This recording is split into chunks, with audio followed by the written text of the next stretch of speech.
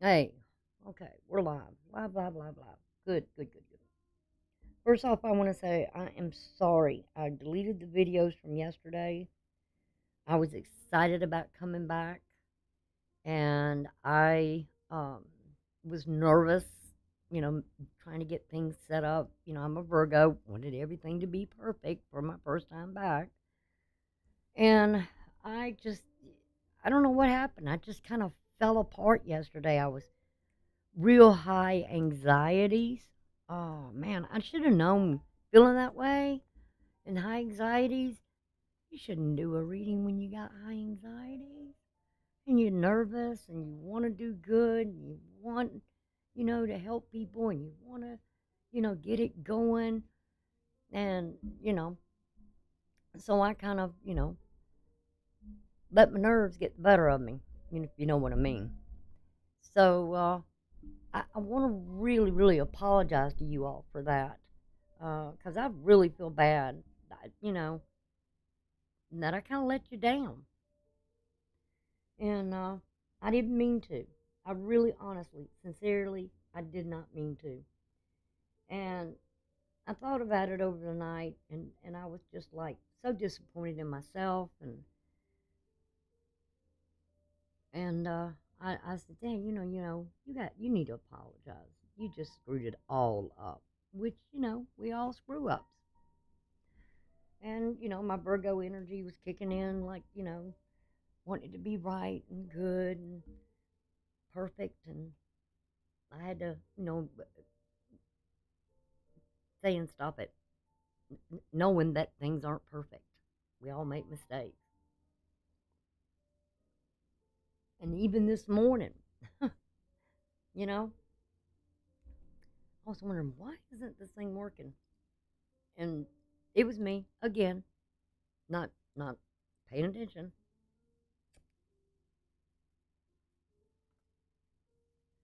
But I found out what it was, and it was something very simple, very easy to take care of. So anyway, and I decided, okay, I'm gonna come back, delete the videos out, start over again, make it right, do it right. You're calm this morning, good. So you don't have anything on your plate today, and so and plus that there were some other personal issues going on too. So anyway, I feel better this morning. I feel a lot more calm, a lot more relaxed. Um, kind of got it together, and I think it's gonna do a lot better. I'm hoping anyway. Okay, so let's start out.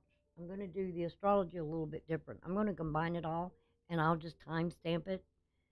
Uh, and from what I've been seeing with YouTube, there's chapters that you can do. So I guess that goes in once you put the time frame in. Not sure, something new that I haven't seen before. Wasn't there when I was here before, so it's kind of new. So I'm going to go ahead and do the astrology. Then we'll jump right into the cards. All right, but we'll look at each sign. And there was some things I did miss out yesterday because of my nerves and all. And I do. Please, I apologize. It's all on me, and I just forgive me.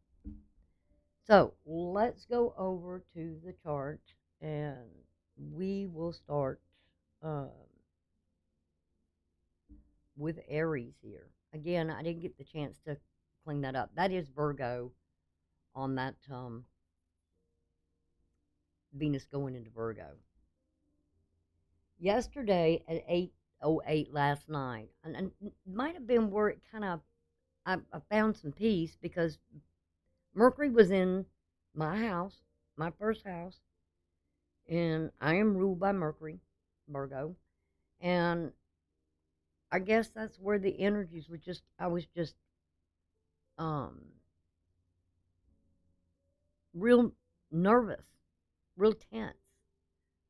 Um and so now it has moved last night.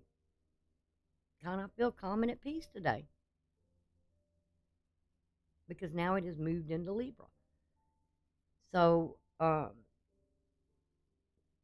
and as you can see by the chart, make sure I'm on the right screen, you guys.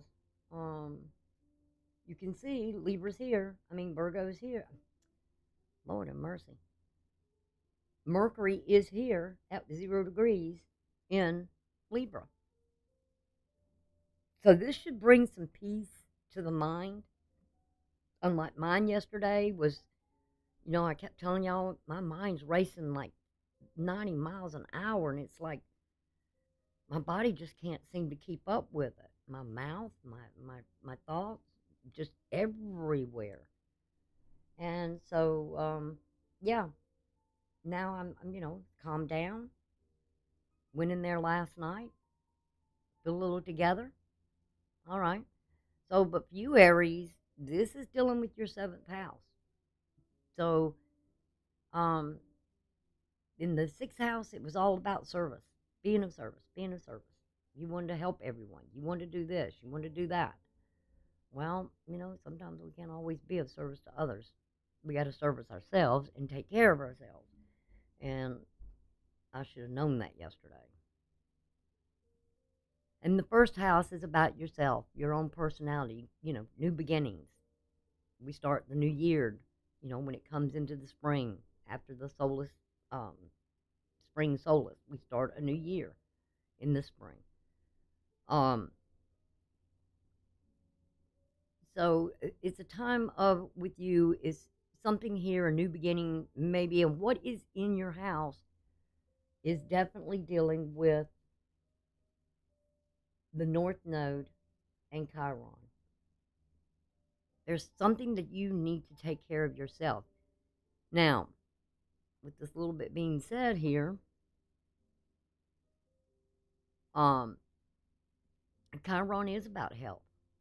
And so right now, with it being in your house, it's about taking care of yourself. Because this is going to be a big solar eclipse, which I'm going to talk about first before I move much any further, other than discussing that with Mercury. And Mercury could be here to help get you through something here. But wherever the area is about healing.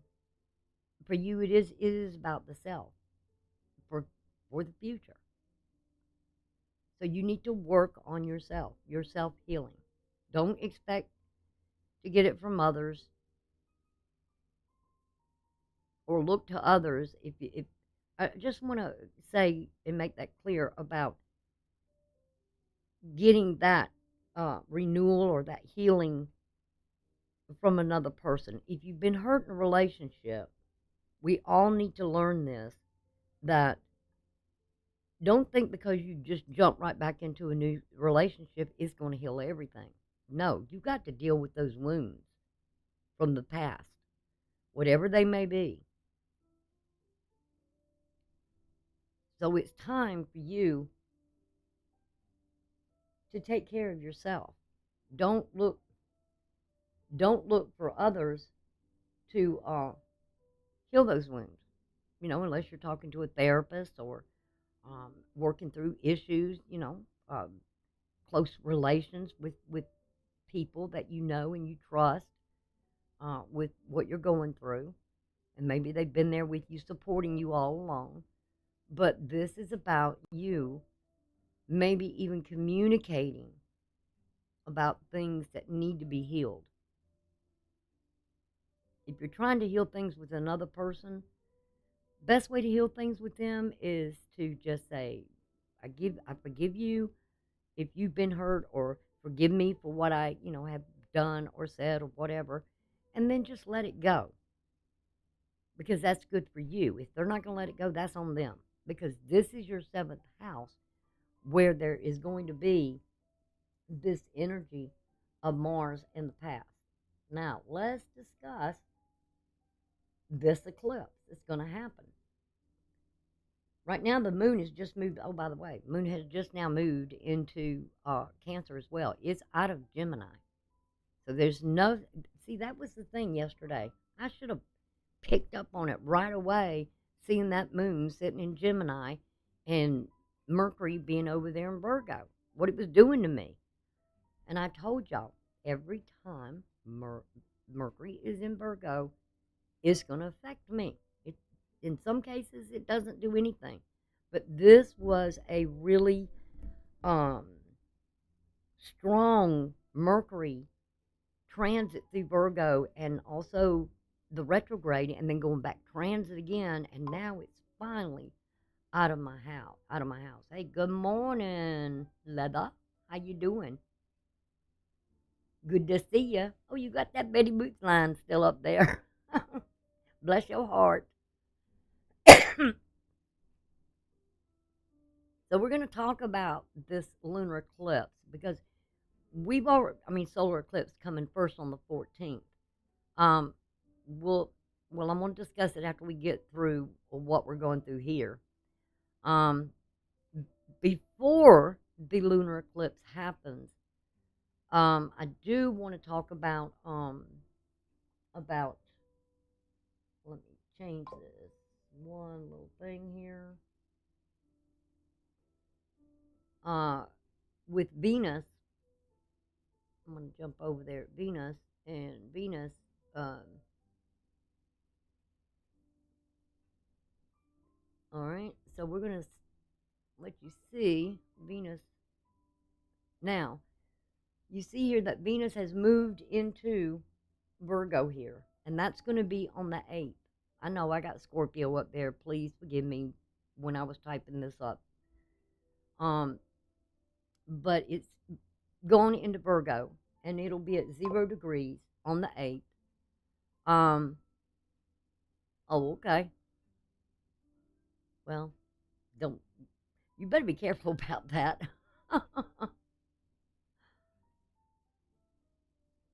Make sure you keep your eyes on what you got going on there, okay?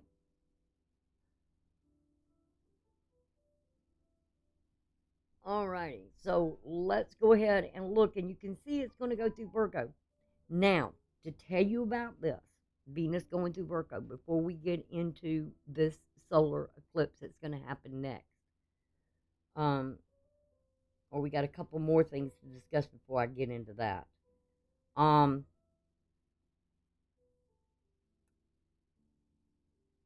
When Venus goes into Libra, it's going to go into a fall, meaning that Venus rules Libra, and it rules Taurus. And this solar eclipse that's going to happen and the lunar eclipse, both of them are going to be ruled by Venus. Because like I said, Venus rules Libra and it rules Taurus. And it's all about the pleasure, right? It's about the fun, the joy, the beauty of things, the pleasure of things, beautifying everything, right? But what is the 6th house? The 6th house is about work. It's about being of service to others. It's the daily life and the routines. It's about labor. It's about, if you're a boss, it's about your workers, being of service in some way to them. Animals, nutrition, health, obligations, illnesses, public service, aunts, uncles, productivity, self-care, crafts, fitness, purification, contributions to society, and all this. It's work. And Venus doesn't want to work. Venus wants to have pleasure. She wants reward. She wants to spend money. She likes to go have fun.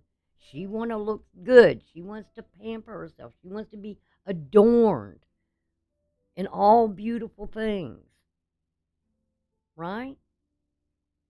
So she's going to kind of be in a fall here.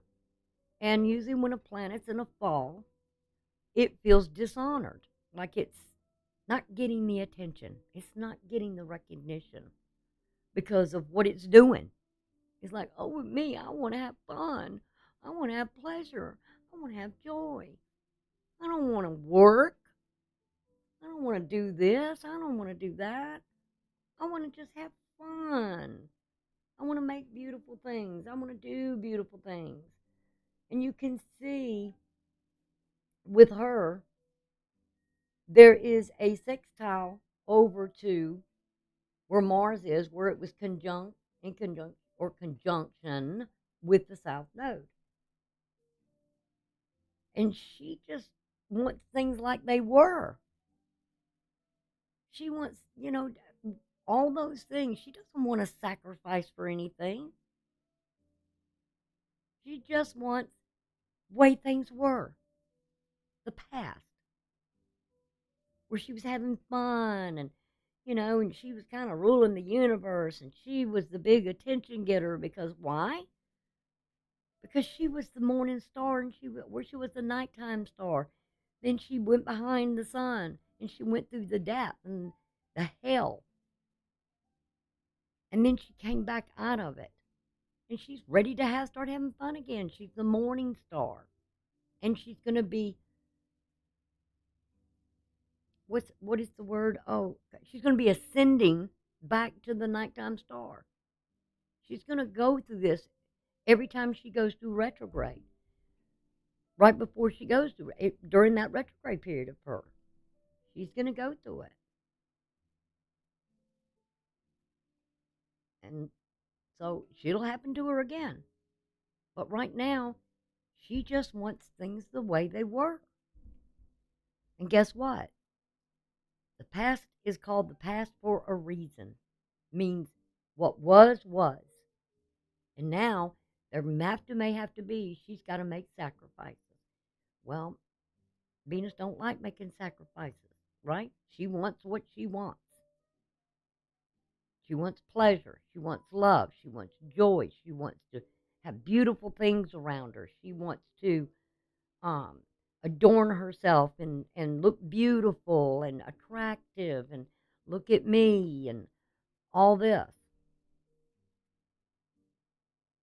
She wants this expansion and growth. But there's a problem because the moon is sitting here in Leo where she was. And right now, like I said, the moon just went into Cancer where it will be ruling. And she's going to get a little bit of attention. But when she moves into Virgo on the 8th, guess what? She ain't going to like it. Because she was kind of having fun over there in Leo. Because what is Leo? Leo is the house of fun, children, creativity, and all those things. Romance. Now I got to go in the house of Virgo where, what, I got to work for something? She ain't happy. And the moon is there in Leo on the 8th, and that's fire. Water and fire don't mix. Tempers could be raised. People could get, especially with Taurus and Libra, their little tempers could be raised because they, being ruled by Venus, they want to go out and have fun, or they might be dealing with something here that, they got to work and they don't want to work. They want to have fun. They want to enjoy life.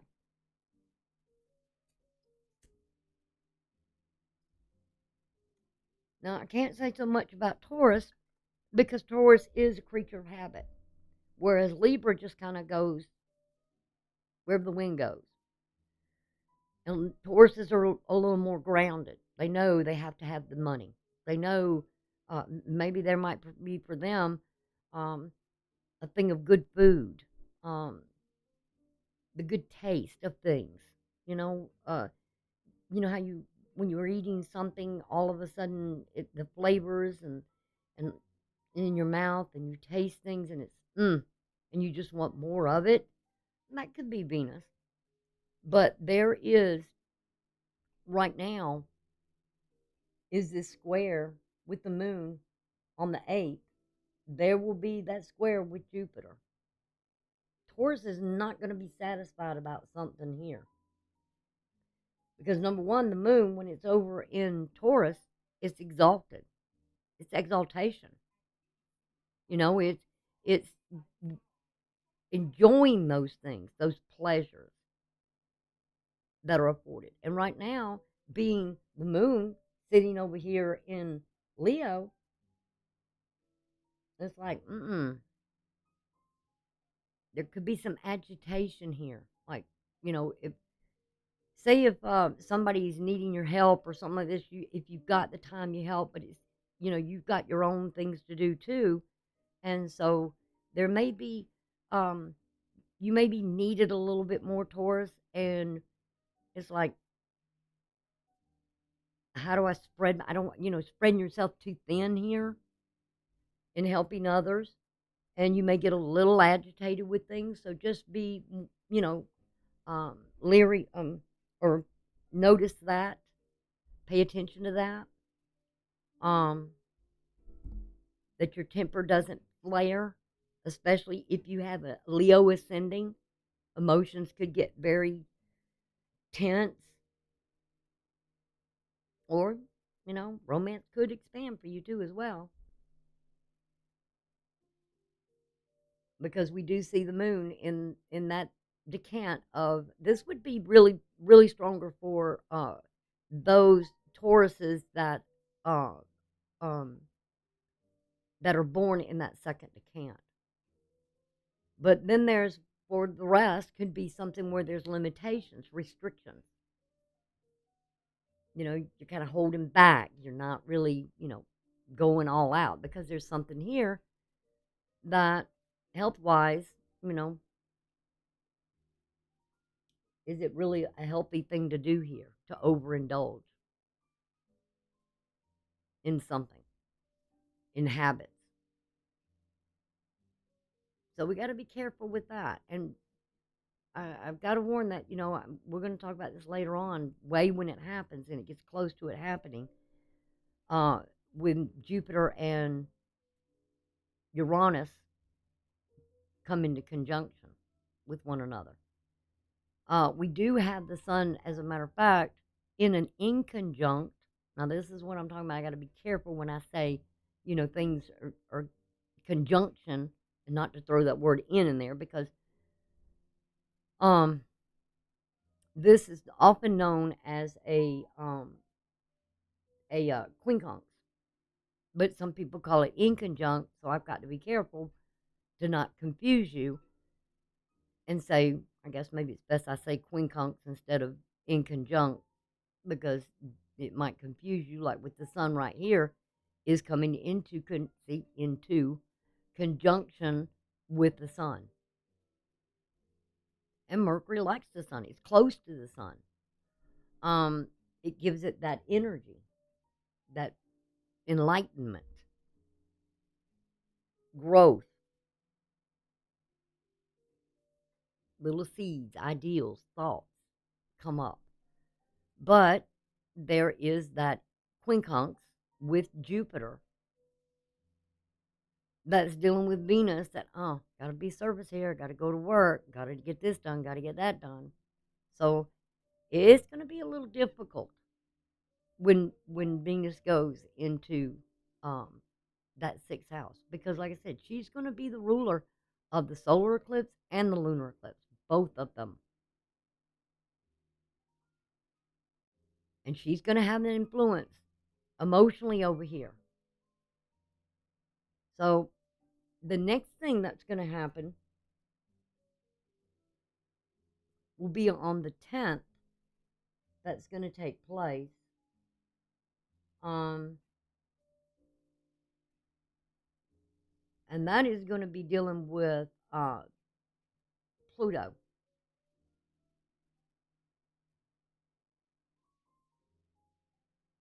On October the 10th, Pluto will go direct, stationary, direct.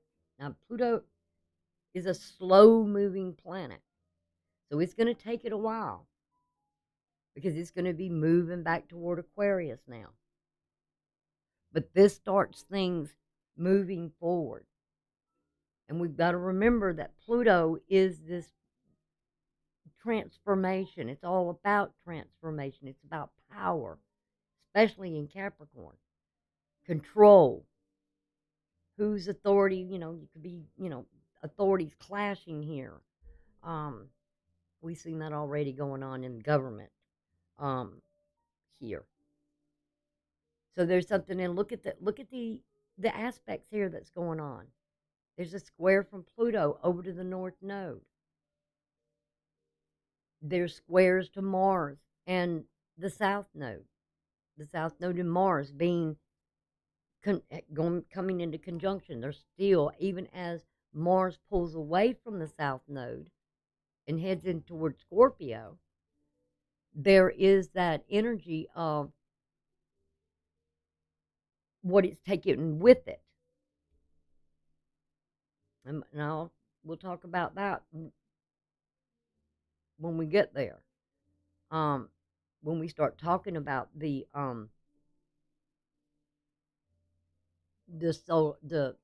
solar eclipse,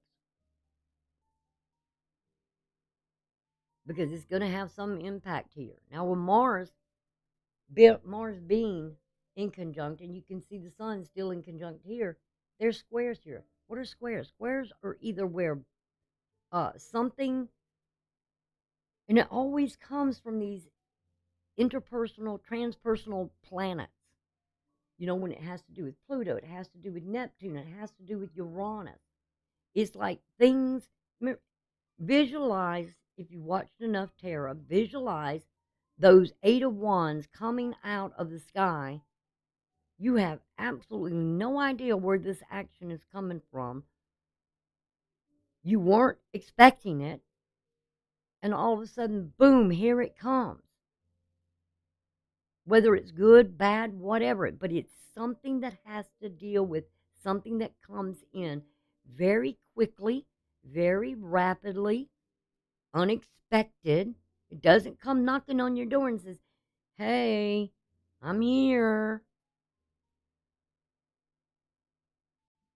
let me in. No, it just shows up. And either when it squares, it's dealing with something of whatever you're trying to build. It's throwing sort of blockages in the way. Why is that? Why does the universe do that to us? Sometimes the universe gives us something good, and sometimes it gives us challenges that we have to face. So we as human beings, not being a deity or a divine or a god, as some people think they are, is to learn life lessons. It's like, almost like the gambler says, you're playing cards, and you think you got a winning hand, and you got to know when to hold them. Do you go? Do you take the risk or not? That's kind of what the challenges are here. And we see that Mars here is in an opposition to the North Node now. Still, whatever is going on with here, where like Mars is over here, like, well, the whole time it was in Libra, it was like it was in a fall, just like Venus is going to be in that fall in Virgo. And it was in a fall the whole time, dragging along, moving slow through Libra, and then it hits the South Node, and it's like, now what? Sort of. And it's really, it's something where Mars wants to do something. Now, if you look at this and you pay close attention, it has something to do with Jupiter, but then it's in that term belt with Mars. Something, and then it's really, when it gets into this first house of Scorpio, where Mars is the internal ruler, something about us, because let me tell you, Mars in ourselves can create jealousy, it can create envy, it can be in keeping secrets of what actions you're going to take. It can sort of be deceptive, because remember, Mars deals with, is the internal ruler being Mars. It's a desire to do something here. It's a desire to get something here.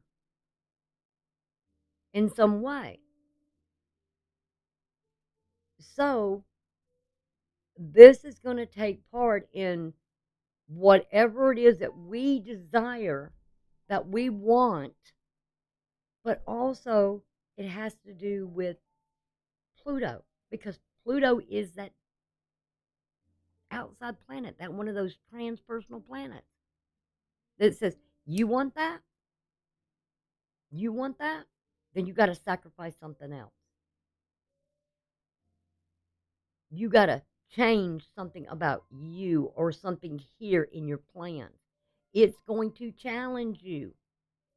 Pluto is going to challenge you. It's going to throw blockages in your way. It's going to, how bad do you want it? How bad do you desire this? And for you, Aries, it deals with the 8th house. It deals with the other person. How bad do they desire here?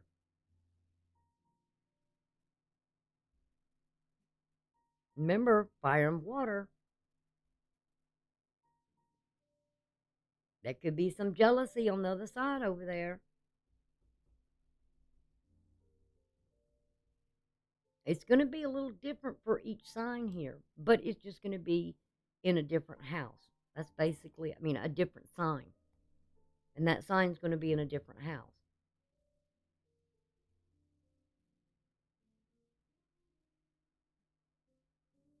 So for each one of us, is going to be a sort of a difference. And I really don't want to focus really too much with Aries right now, but it's like I should have kept it just at what's going to happen. And then talk about the solar eclipse on an individual basis. And I think that's what I'll do.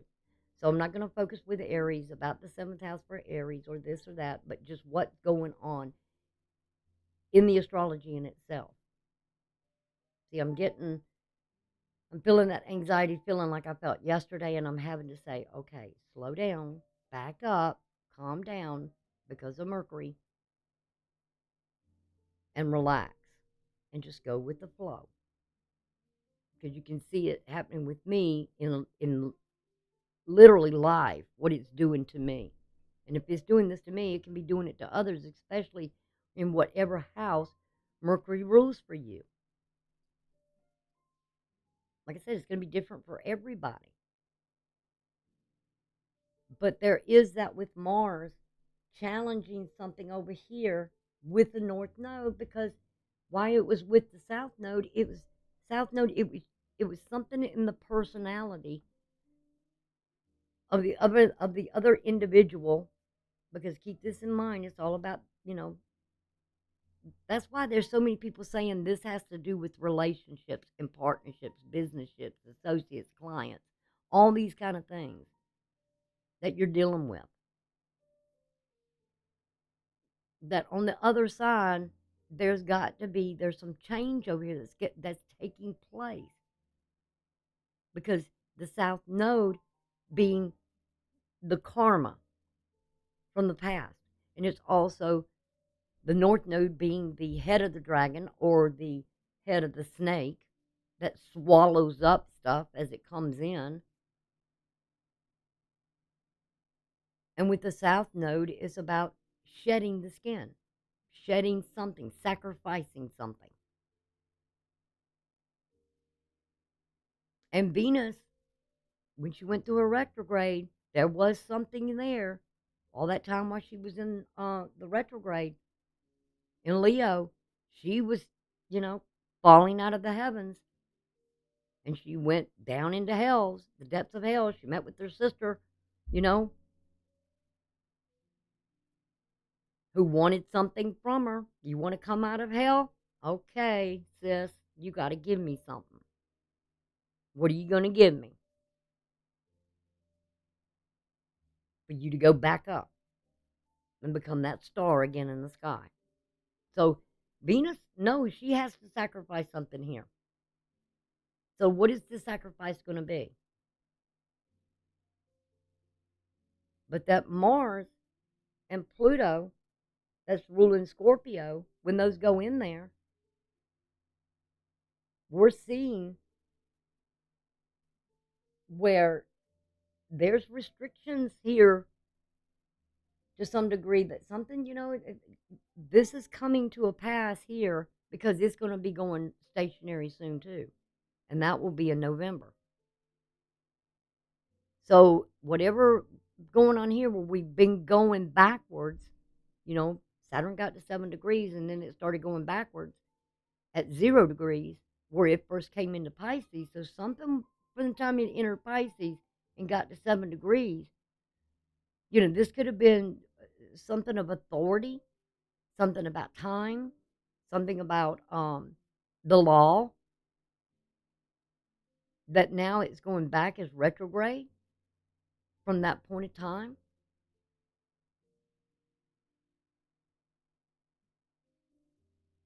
And now it's been reassessing limits and restrictions, pessimistic,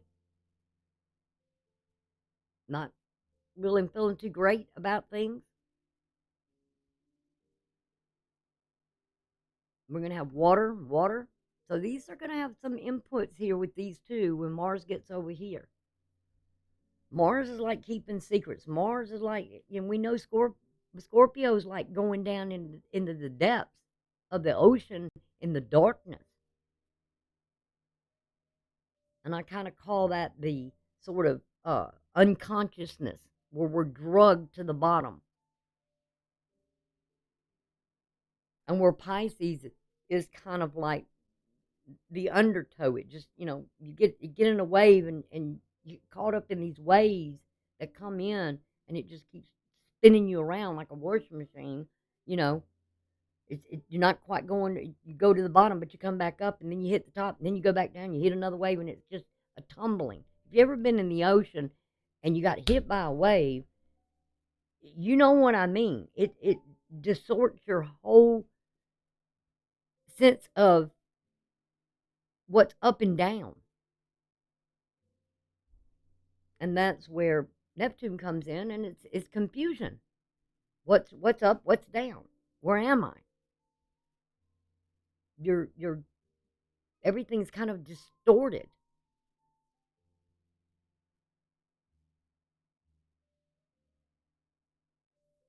And look where Neptune is. It's in that term belt of Mars, but it's also in that decant of Mars. Look where Mars is. This is going to be really, really strong when Mars enters here. And look where Neptune is. Look at Mars here. It's in the third decant with the sun. If some of you were born here at this time, this solar eclipse can have a real impact here. Remember, Mars is the triggerer. It triggers things to get things going, to get things moving. It's aggressive. It can be confrontational. It can be secretive in what it's going to do. It can also be deceptive. You just don't know with Mars where something may come from out of nowhere. It could be an ideal, it could be a thought, it could be a plan, it could be an action, any of those things. Because Mars is fire. We don't want to hang around in fire or it get too hot. Remember the summers, how hot it got?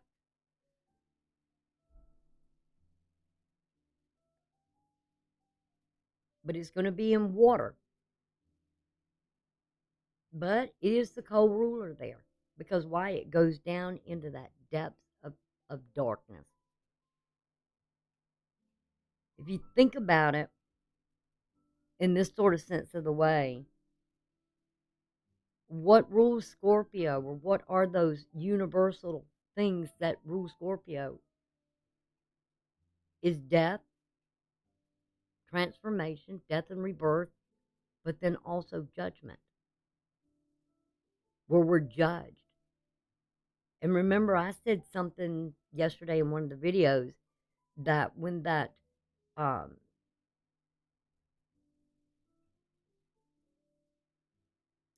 don't know if it was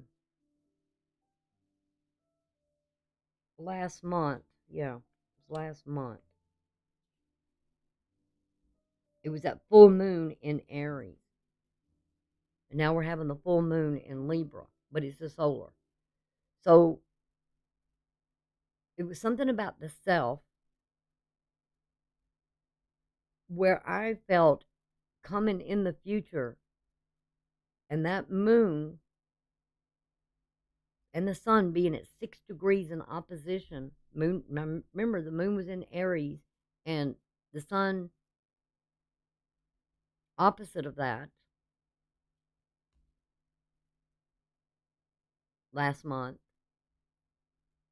Well, it couldn't have been. Oh, where was the sun at last month? Yeah.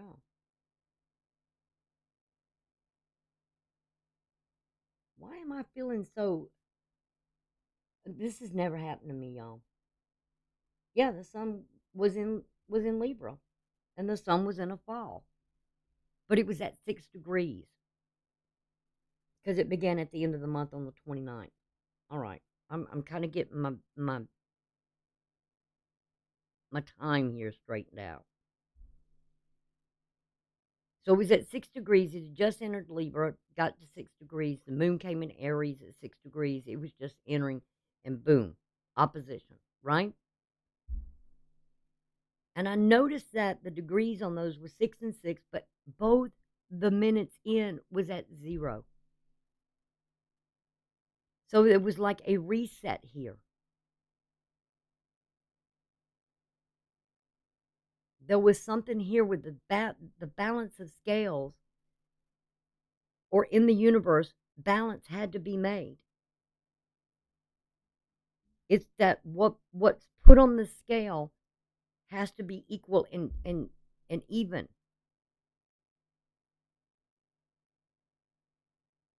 It, even though it's kind of going up and down or whatever, but it's like a reset to me. It felt like a reset for man, that okay, this is it. There was, to me, it's still that there is a certain amount of time that we've got to change. We as a society have got to change. If we don't, we're going to be judged accordingly. And it says that all through Scripture. I mean, I am known as a spiritual messenger, so it says that in Scripture. I felt that this was really a time of a reset, that it has to do with these nodes. And these solar eclipses that are happening, like what's going on right now, all right, are going to last for the next 18 months. Or you can say they just got in there. They're at 25 degrees. At 5 degrees when they first, from the last one, they hadn't been in there very long. I mean, the nodes were just right at what, I think 29 degrees or somewhere along in there, and they had just come in to Aries and Libra.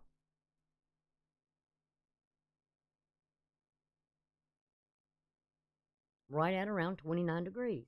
So it was just them entering in there, and it was like, okay, this was the reset. So for that, these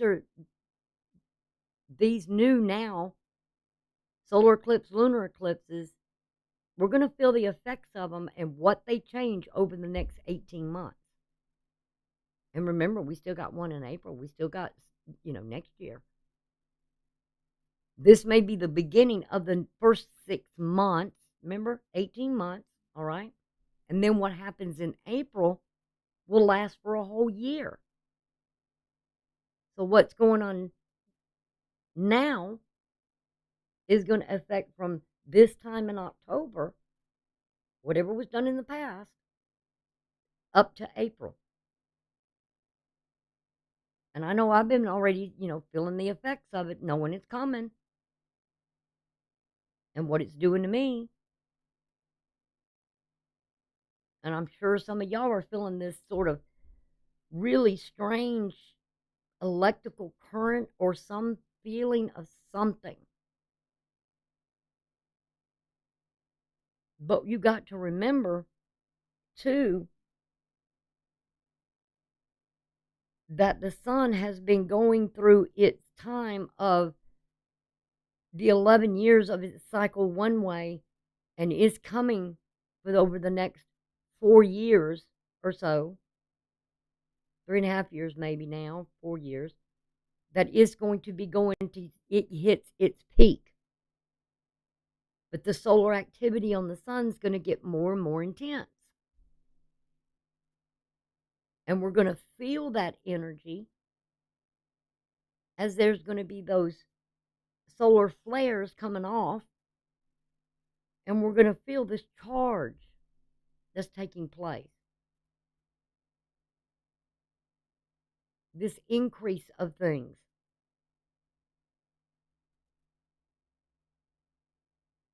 Until it hits that peak. And then for the next 11 years, what does it do? It goes calm. The activity of the sun goes calm. So we're going to be dealing with those. But what's going on right now at this moment with this solar eclipse, it's going to be difficult. Because remember, even though the moon is there, it's closer to the earth, but that ring of fire, because it's called an annular solar eclipse. So we see the ring of fire.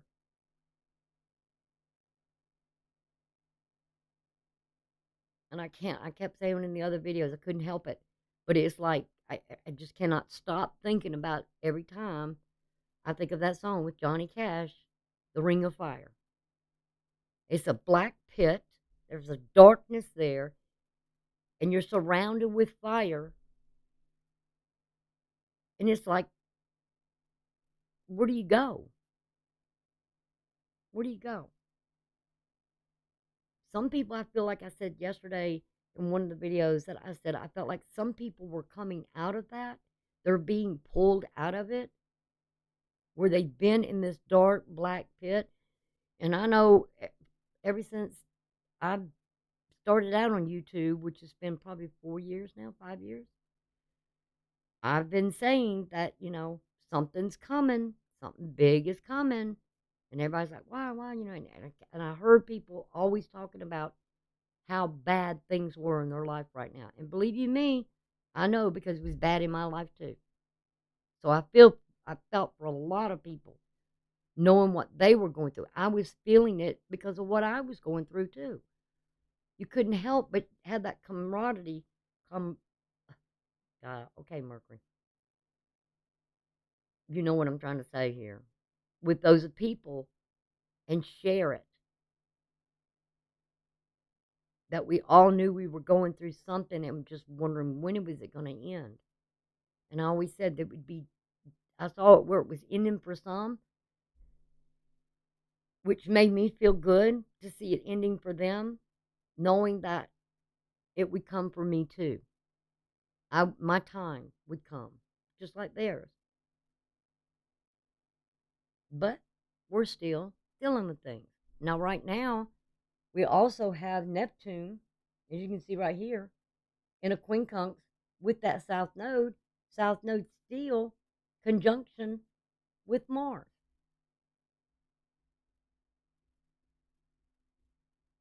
And Neptune still being retrograde. What is the illusion here? Do we wake up and come out of some... Now remember, we're talking about occult over here, and we're talking about spirituality over here. So is it good versus evil? I don't know. You tell me. Is it possible?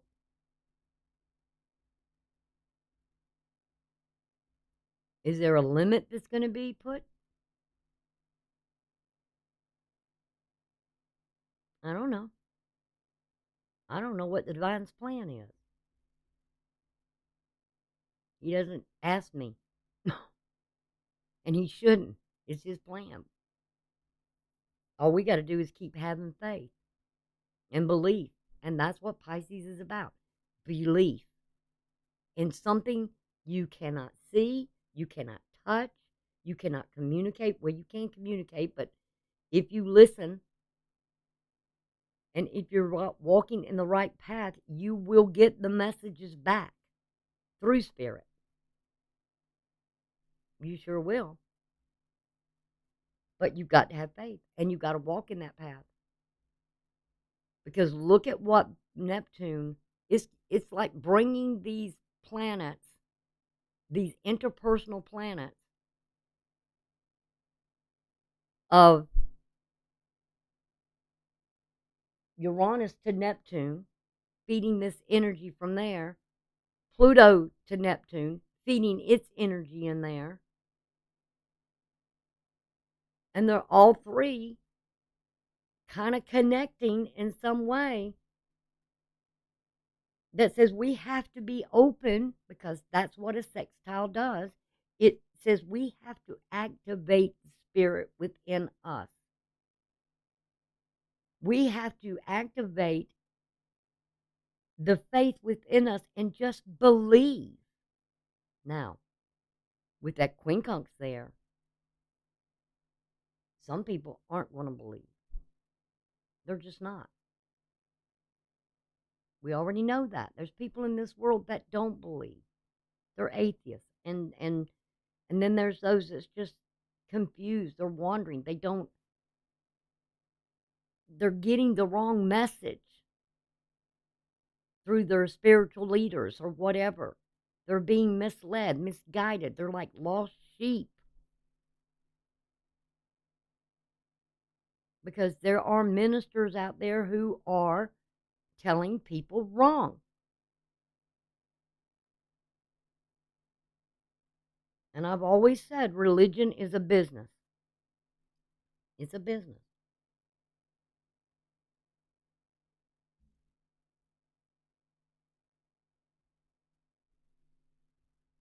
And it shouldn't be. You know, you see those shows, they've been on the TV for years.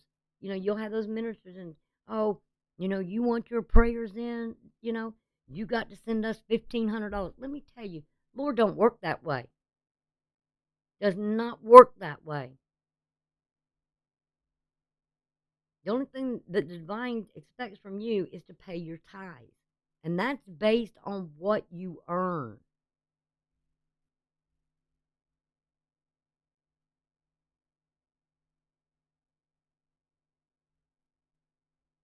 You take what you earn, right? Say an annual salary or whatever. You take that. You take 10% of it, right? Usually what my grandmother always said her tithes were. And you take that and away from that, and then you divide it between the 12. You know what your tithes are every month. And that's what you give. And if you get something like a bonus or something like that, then you take a little bit from that and you put that into that one time. But if somebody tells you that your prayers are not going to be answered unless you send them, and I've even heard them say, look to your rich friend. You need this amount of money. Get away from these people.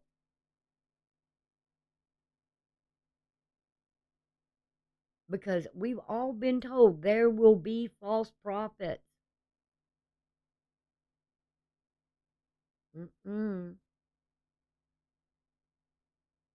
No, it's wrong. And so this is where we're looking at something here. And people have got to wake up.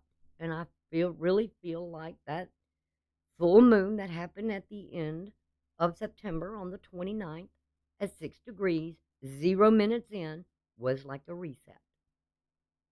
Okay. And we got to get right. We got to get it right. And with Mars, there could be something here where we need to take with Pluto, whatever we're trying to build here, and what we want for the future. If you want good for the future, then you got to be good. Not only be good, but you've got to do the good work.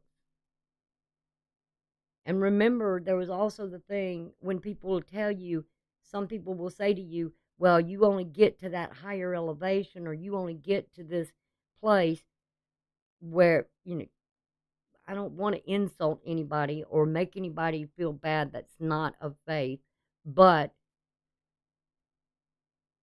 if you want to be in the heaven,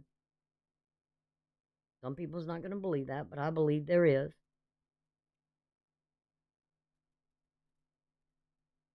If you want to be in that higher elevation or in that divine place, you have to believe. You have to do what Christ told us was his works, the Father's works, not ours. And if we read every day and we study the Bible, we'll know. Now, some people will say, well, oh, you're doing tarot. Oh, you're doing astrology. I've had so many people put me down for it. But you know what? In a way, it's like seeing things, being shown something.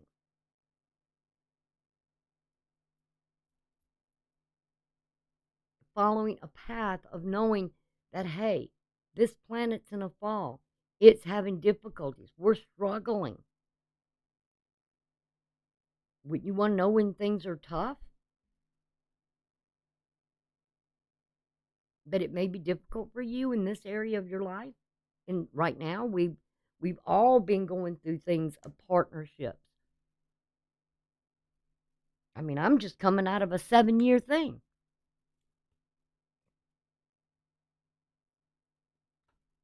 7 years of a legal situation with a partnership that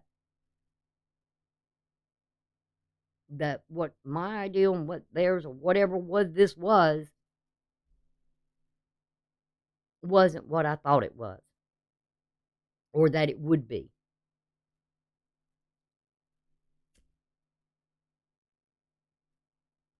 And I had to go through 7 years. I've been divorced before. It took me 6 months, and I had a child involved, and I was married to him. And now all of a sudden, 7 years, it's like a travesty. It just, what? Shocked. So there's people that's been going through things, and they've been going through it longer. And there's people that's starting now. Look at the news. What is Hugh Jackson, Wolverine guy? Him and his wife splitting up. Kevin Costner, his wife splitting up. I mean, the battles that are starting. I mean, if it's happening there, believe you me, it's happening a lot more to us everyday individuals.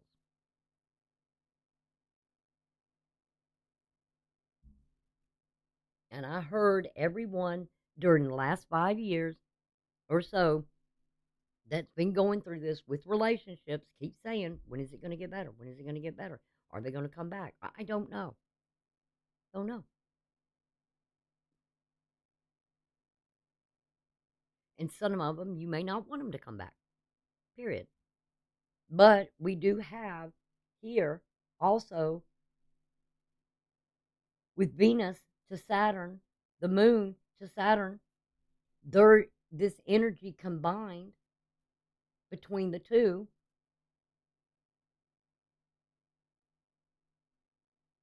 And remember, Saturn is Cronus, the father of the Titans.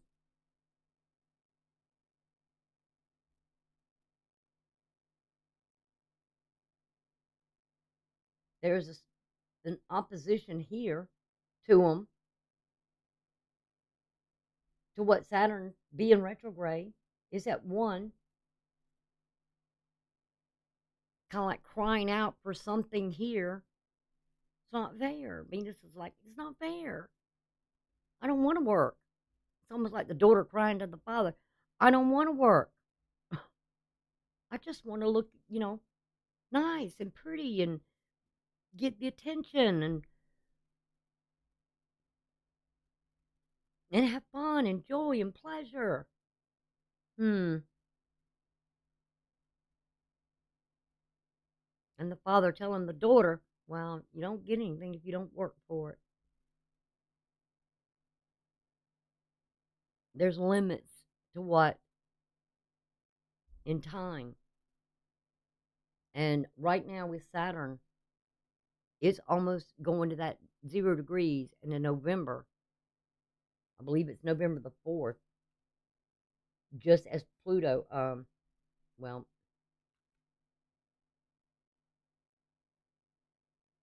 yeah, November the 4th,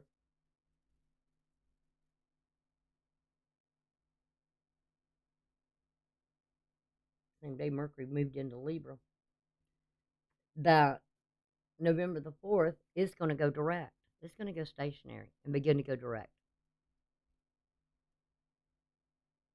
And it's going to work back through when it first come in, and it's going to be this thing of whatever was missed. Remember, retrogrades are all about things that are missed opportunities, something you could have done that you didn't see it coming. There was limits to things, and so you might have been too much in a hurry to get something done or whatever, and it didn't work. But it also has to do with Saturn, has to do with the time, law, restrictions, limitations.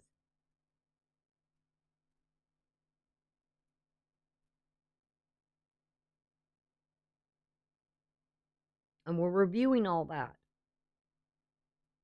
And now we have the sun, as you can see, in an opposition as well over here with Mercury. It's time to heal. Whatever this is, somewhere in ourselves, we need to heal us in some shape, form, or fashion. Now, usually if it's through a broken relationship or a loss of a client or a loss of a business partner, there's things that, yeah, we have to work through of what is not there anymore, or what has hurt us, or what has maybe in some way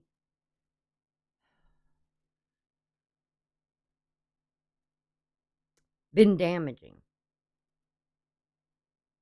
We got to work through it. We got to heal ourselves. Nobody can heal you better than you can. You know your body. You know what you've been through. Doesn't matter how many people you talk to about it. It's going to be, you know you better than anyone else. And only you can help yourself get stronger and better. I had to do it. And it wasn't easy. It wasn't easy at all. And I know it wasn't easy for a lot of other people either. All right. Y'all got to give me a minute. I got to go catch something real quick.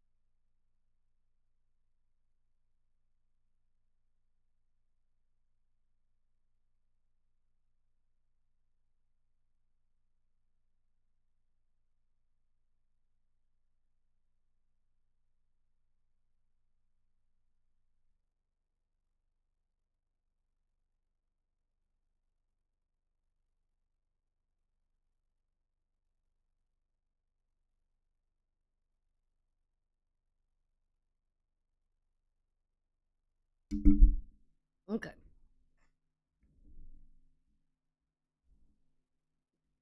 Back. So we're looking at Pluto now going stationary and beginning to go direct.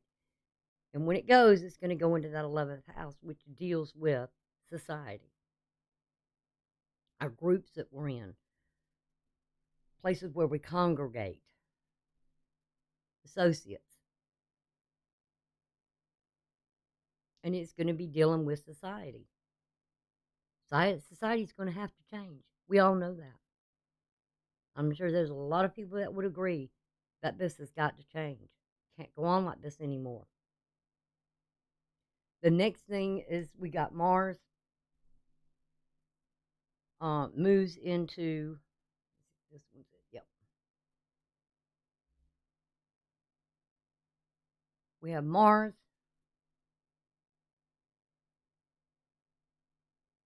Yeah, let me get this. My fingers don't want to work right. You see now that Mars has moved into Scorpio. It's at 0 degrees. Still in that square, in that T square with Pluto. But it's now still because of the conjunction here, and you can see the conjunctions. The sun's getting closer to the south node. That energy of Mercury close to the sun. And they're both moving, and Mercury's moving fast. Mercury is going to change. Not only did it go into Libra, but it's going to, before it even, October's even over with, Venus is going to move on the 22nd over into Scorpio. And it's going to join with Mars over here. And it's moving quick. It's done got its energy back after its retrograde, long retrograde, just like Venus, her long retrograde in Leo. Mercury had its long retrograde in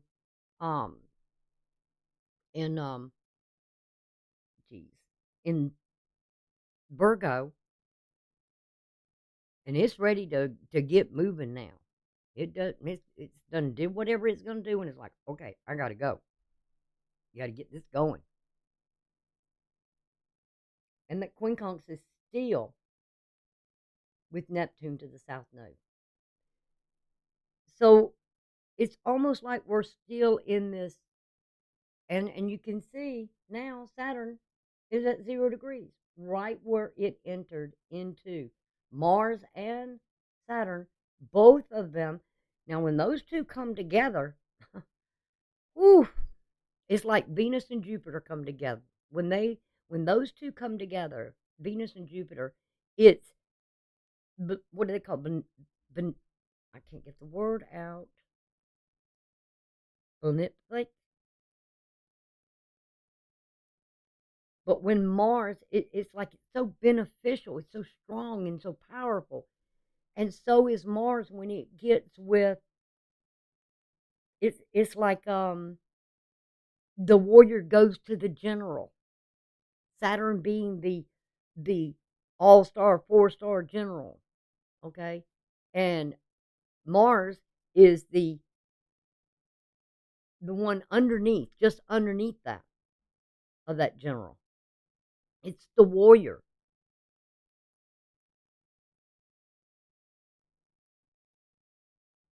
And he's the one, Saturn's the one that's saying, telling Mars, well, you can't do this and you can't do that. You know, you can't cross this border. You can't do, certain things you can't do. You can't just go out there and just set everything on fire, right? You can't go out there and just tear everything down. There's limits to what the warrior can do,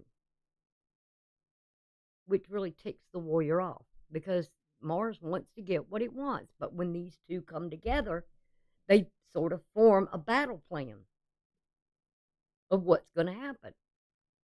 And both of them are sitting at 0 degrees now in a water sign. So is there something here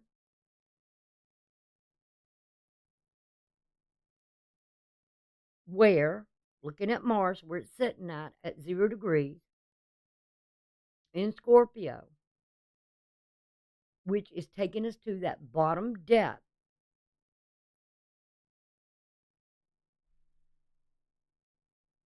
while over in Saturn is sitting over there in Pisces,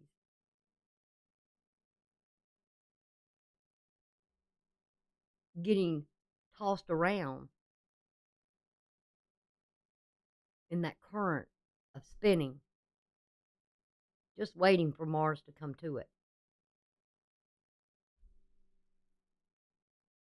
Mars goes over there to Pisces and says, hey, I've been down here in the bottom. Or does Mars grab the warrior and pull him out? But it's kind of like,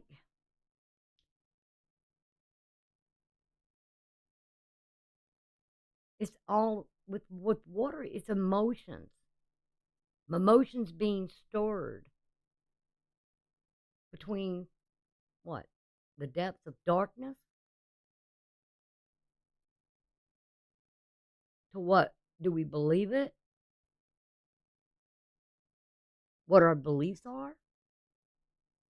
And just remember, Neptune will be the next one that begins to go stationary, because Saturn is setting up right now at this time on the 12th, and it's going to sit there until November the 4th. That's a pretty long time. It's over 2 weeks. It sits there before it begins to move forward. And Neptune will be the next that will go stationary. And remember, when they come out of that, it's not that the planets, when they go retrograde, that they lose their strength. They still have the strength there, depending on what sign they're in. And that sign has an effect on them. But they still have that strength. But it's a time of a review, reassessing,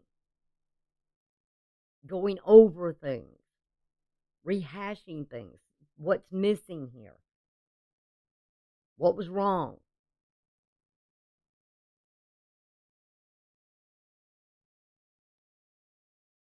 So with both of them being at 0, it's like, what's going on here?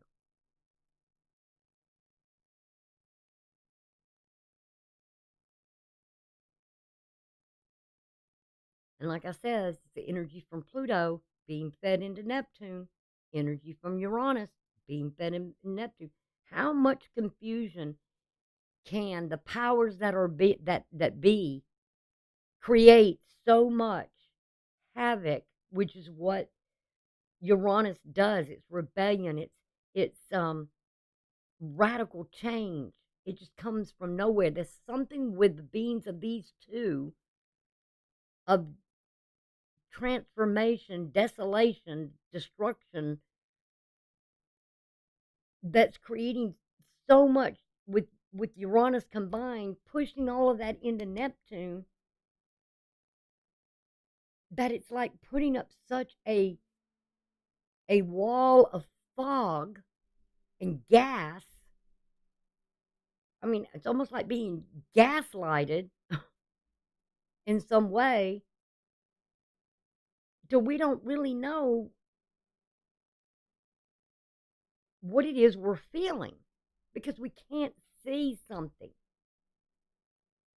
until it's brought into the light, until we actually see it.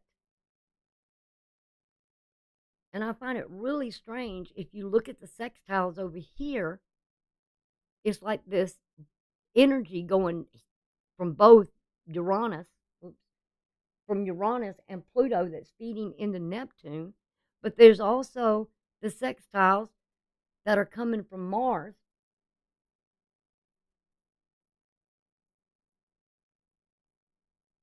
or Venus to Mars.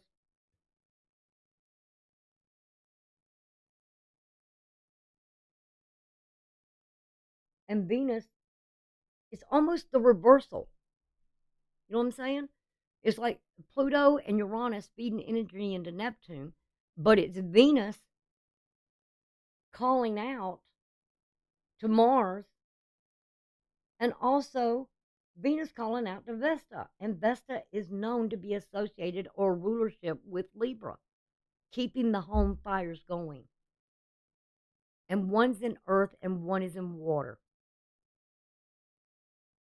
Remember, earth element is the formation or the ferment of the water. It holds the water in its place. It separates the land from the earth. I mean, from the sea, even though there's ground below that water. But there's something here where with Vista being fed something from Venus, that torch, that light, that heat, that hearth, the grain, and also calling out or feeding that energy, Venus, over to Mars. And look at it. It's like, and then there's this opposition between Venus and Saturn.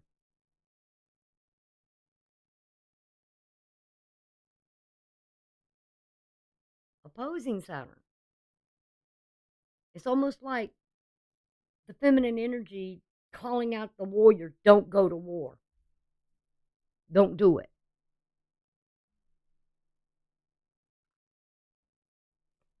Do the two cosmic lovers of Mars and Venus, do they come together at some point?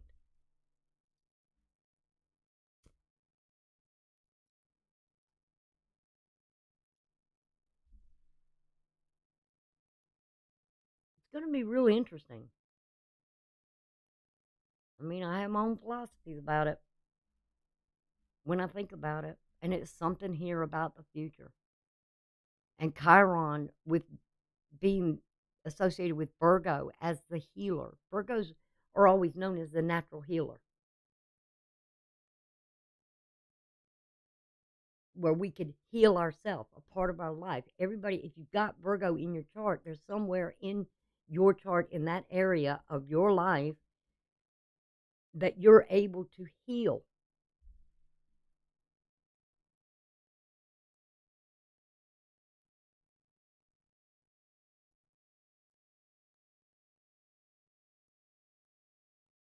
And then we also have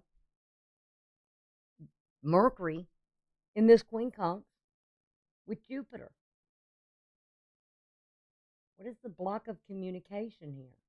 Because when it's a quincunx between two energies and the aspects is showing, it's like you got Mars on one side, you got Venus on one side, and the two can't communicate because what's in between. Venus and Mars cannot communicate to one another because what's in between them, something of the past, something about their personalities, and something about communication or thought.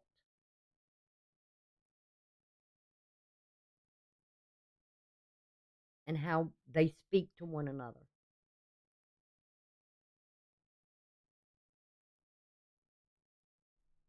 It's interesting. And they just can't form the relationship because of the energies on the opposite side.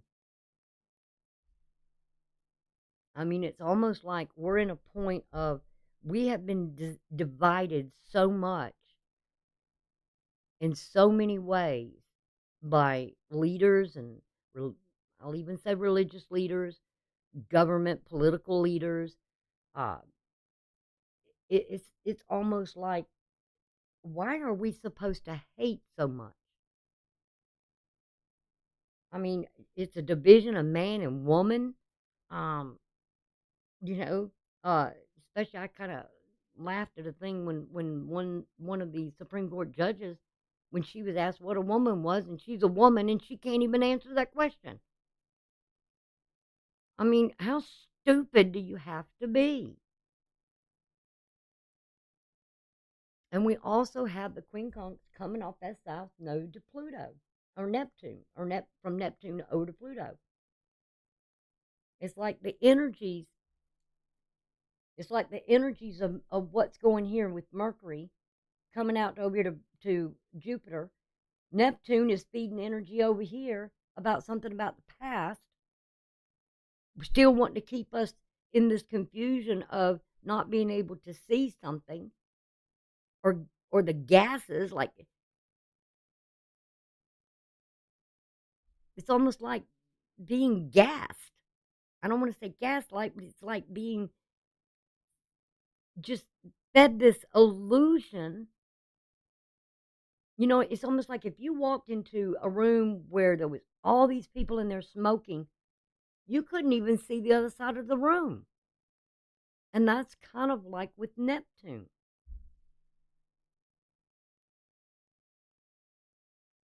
Keeping something from the past from coming where you can't see it. But it keeps tumbling and tumbling because it's in Pisces. It rules Pisces. So it still has it's the ruler of Pisces. So it has its strength. When a planet's in its home sign, its strength, even when it's in retrograde.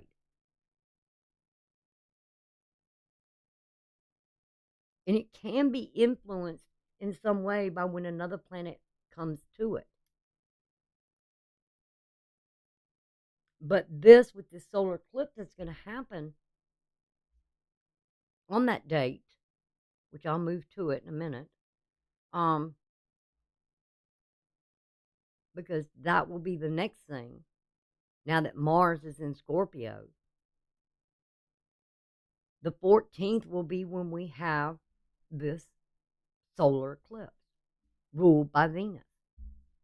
So let's move on to it. And let's see. We got to go to the hours because we're almost there. And this is going to be. What is going on here?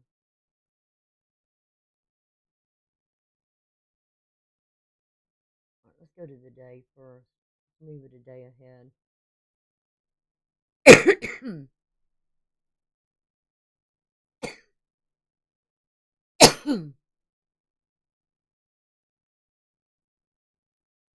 I'm going to have to probably go another day. Okay. Now we go to hours. So let's move it forward. And you can see,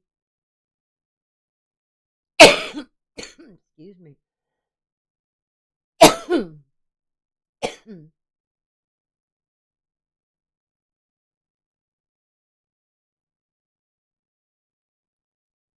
Oh, sorry. I went too far.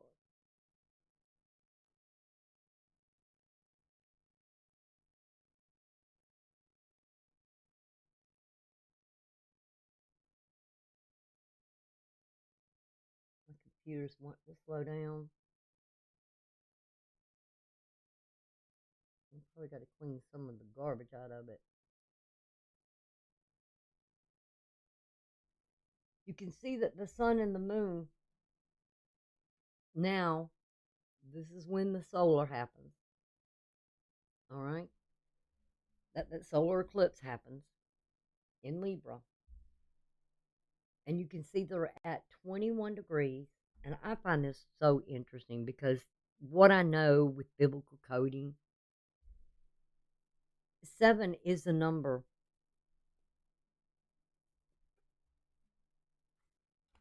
of deity, perfection, completeness, feast, laws. And if you look at the time, the minutes in, 7 minutes in, if you take that and multiply it times 3, all right, what do you get? 21. And I'm talking about something here that has to be something biblical where it's perfect completeness. and it has to do with the feast. I know the Jews just had their feast, and it's about the laws, not our laws, the divine's laws. Now, if we go to 21, and I'm looking at this, and this is where it's going to come interesting, all right? If we took nature, nature has a biblical number of 7. History has a biblical number of 7. Prophecy has a biblical number of 7. And if you multiply, so we're talking about something in nature, something in history, something in prophecy, that it comes to a complete perfection, and it comes to 21. What prophecy is being fulfilled here? It's about, and if you took all that, and what you would come out with is rights and privileges 7 again. That means biblical coding is 7, which means perfection or completeness. Are y'all seeing something here? Or am I missing something?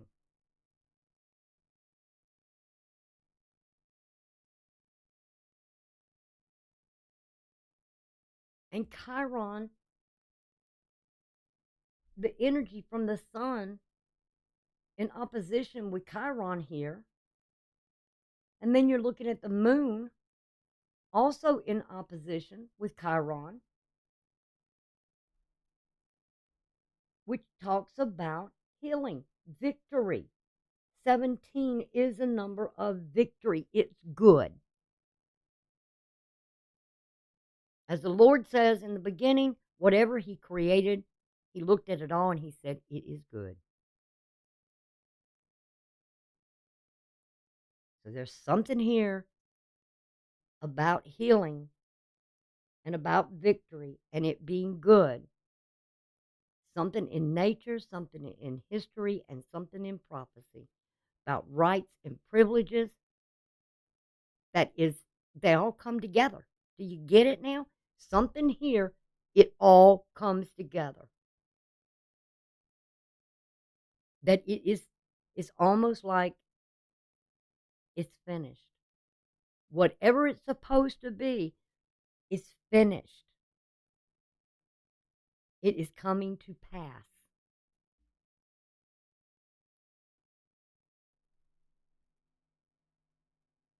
Huh. And it is victory and it is good.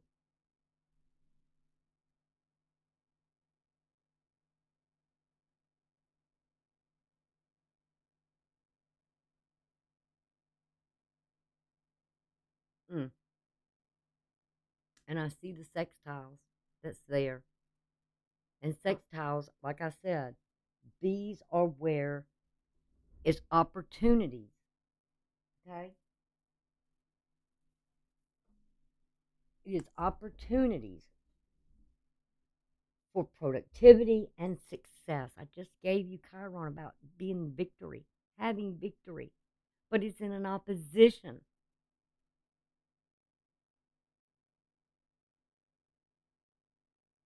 There's something that's going to be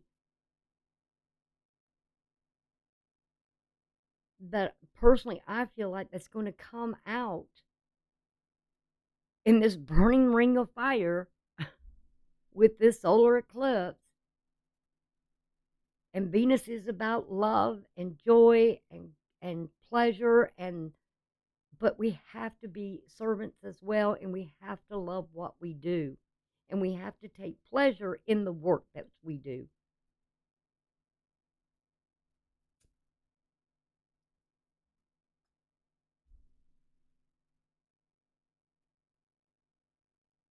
And sextiles have to do with mental attitudes being activated. You must activate it for it to work.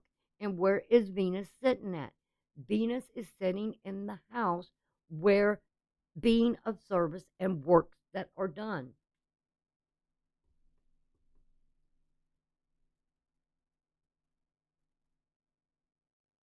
And now Now we're seeing the sun in a quincunx with Uranus. A sudden change. What did I just say? Venus being the ruler of these eclipses this month. There's going to be a sudden change, and it is going to be something of a divinely change.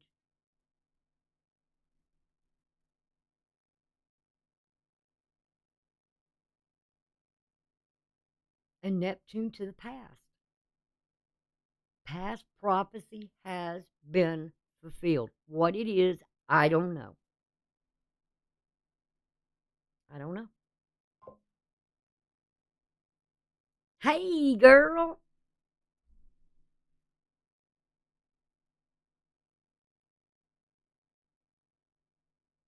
We got two of the girls in the house.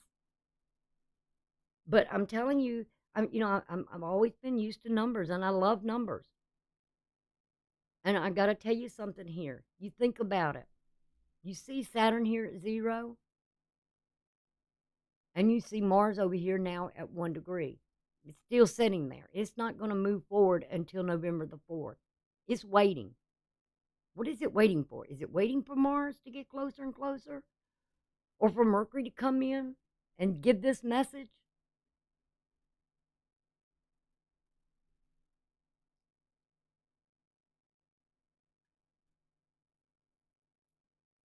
But there's going to be this sudden change because the sun is in a quincunx with Uranus. And again, remember what I said. Uranus is feeding something here, a sextile, trying to activate something with Neptune. Pluto's feeding in this energy too. It's got to be activated. And it's feeding here with Neptune to the south node. It's something about being something in the past being fulfilled. And this solar eclipse, like I said, comes out to 21. And what is 21? It's about rights and privileges.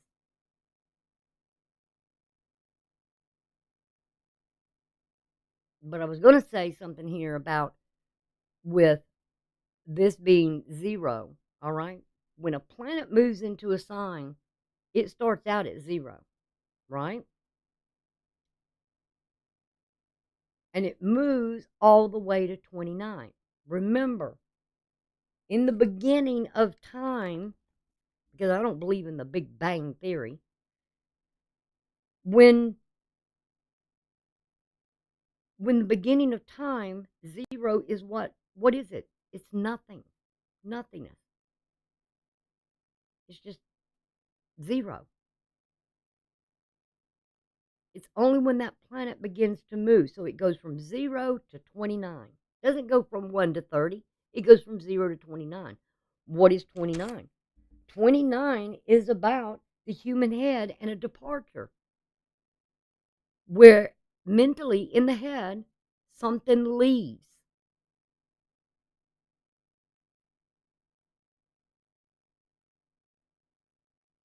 So you've got to remember that. And that's why I said with astrology, okay, everybody's talking about with astrology about this and that and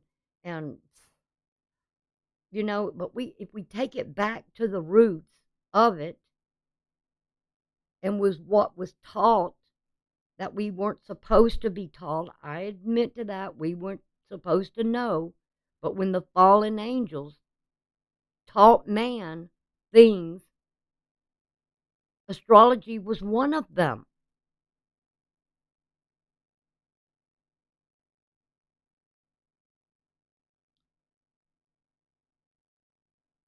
And the Magi studied it. They knew exactly when the Son of Man was going to be born.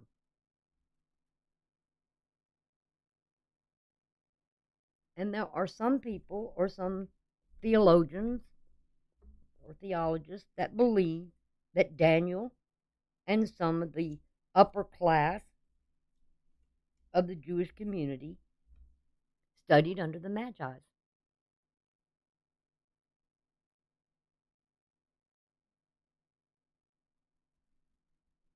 Because how would Daniel have known about prophecy? How would he have learned about these certain things? He had to have studied them from somewhere. It just wasn't reading the Torah like the other rabbis, because if the Pharisees had read and they're just all they're doing is reading the Torah, why didn't they get things like Daniel did? Because they weren't a descendant.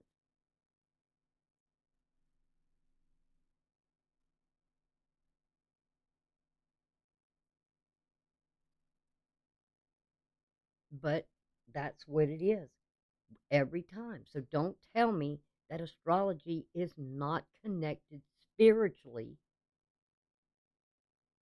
And these planets are there. I do not believe in the Big Bang Theory. I do not.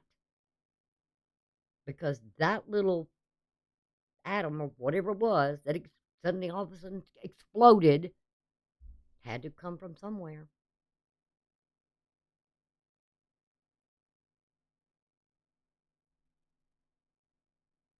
And until scientists can prove where it came from, I will never believe that theory. There's a higher being there.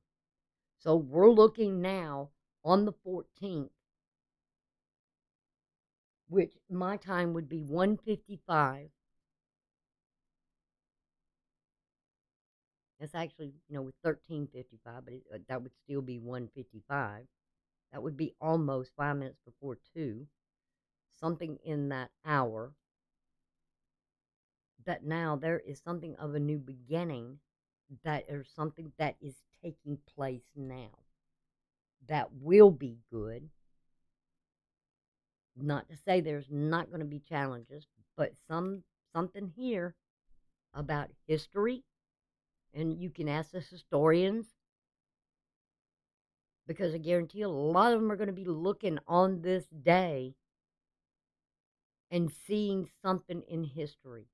Now, we can go back to history, but I'm not going to take the time to do that. Not right now, but we can go back to this day in history and see what took place. That now whatever started then is now completed. It's finished. It's done.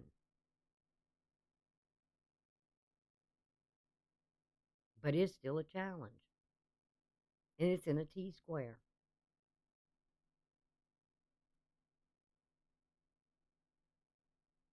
And there's a sextile to Mars, from Mars over to Saturn. Because now Mars and Saturn are both in this water energy. Plus, there's Mars, too. If you can see it, there's a trine there into Vista. This is good.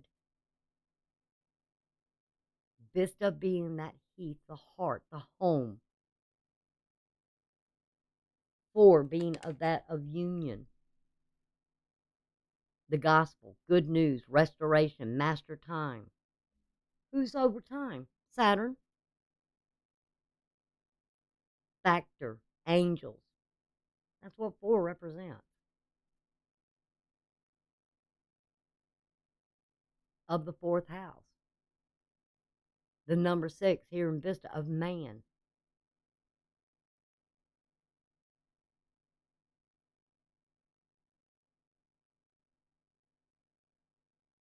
One being priority and unity.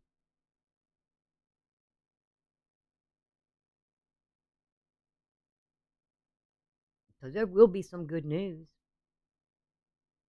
There will be a restoration. There will be something of the gospel that will be good news.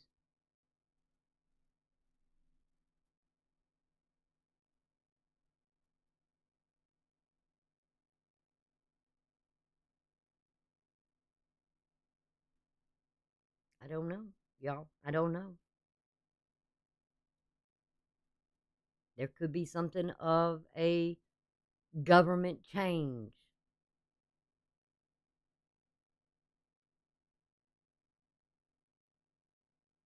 But I don't feel like it would be coming from where it is right now.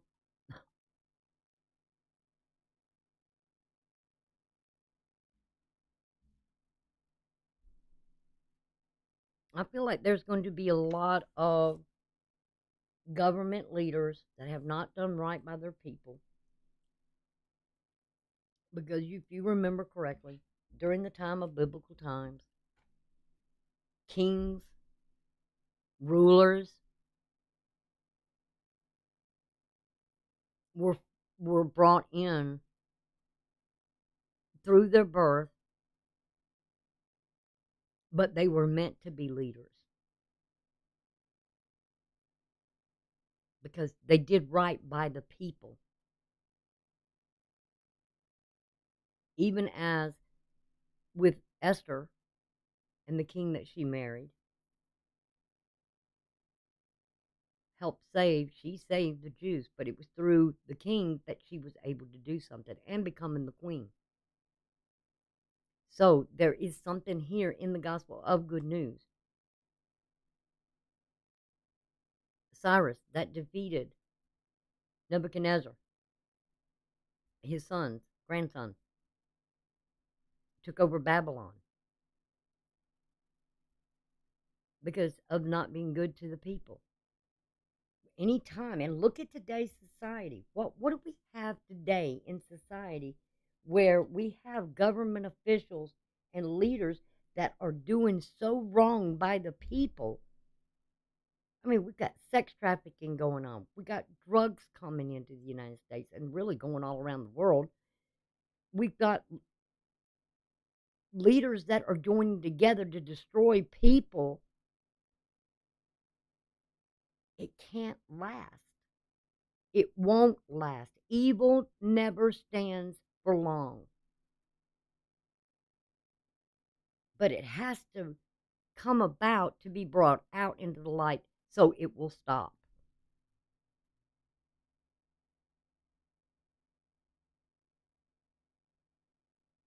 Now, on the 23rd,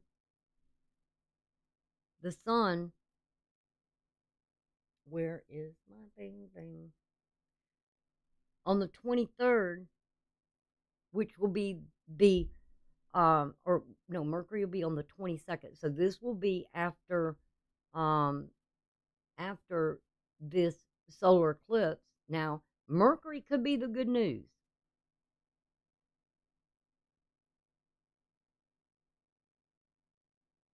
Because Mercury will move on the 22nd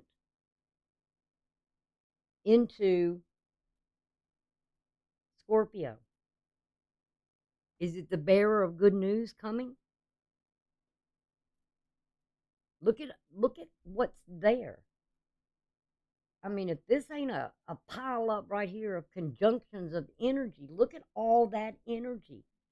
Something of the past, the sun, the south node connected to the sun, connected to Mercury. I mean, it's like it's all of that is combined. And we also have the conjunction here with Pluto and the moon. Mercury at 0, the moon at 0, Saturn at 0. You starting to see a reset here?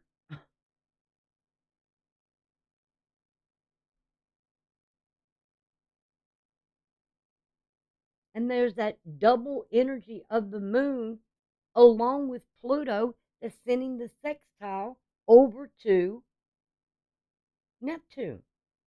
Uranus sending it over to Neptune.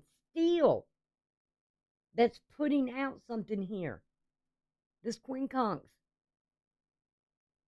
And it's going over to the south node. Something of the past.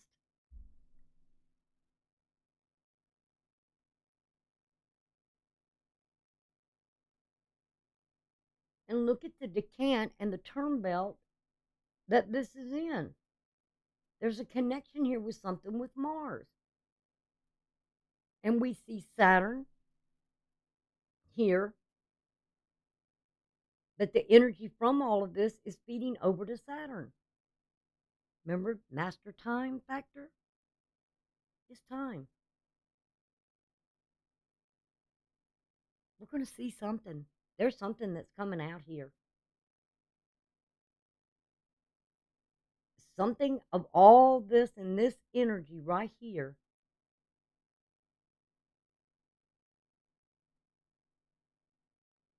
that's going to come out in the future and is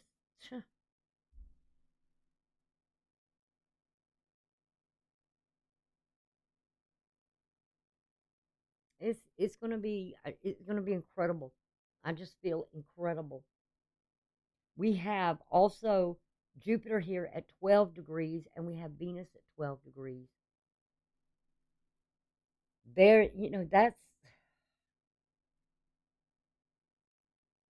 if I'm not mistaken, I think Uranus was at 21 degrees when that solar eclipse was at 21 degrees. I forgot to look at the degrees of it.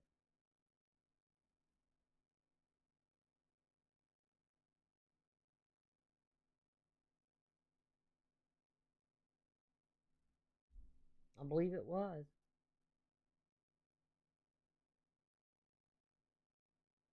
And we have Venus over here in a trine to Jupiter. We have Mars here in a trine over to Vesta. Again, another divine number.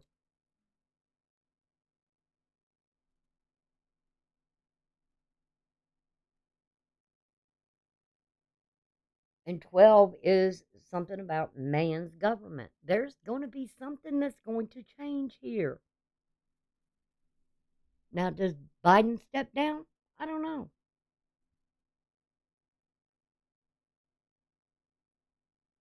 Is he all of a sudden showing some kind of compassion here? Why? Because of politics? I don't know, y'all.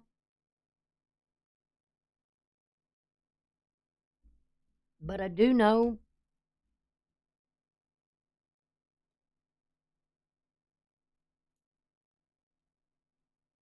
that there's a hand in this somewhere.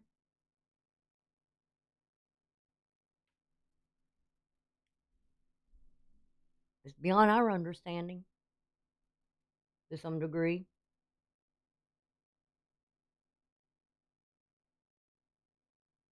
Mercury will come into conjunction with Mars. Is Mercury the one that's going to deliver the news? Is there something here that's going to deliver some type of news?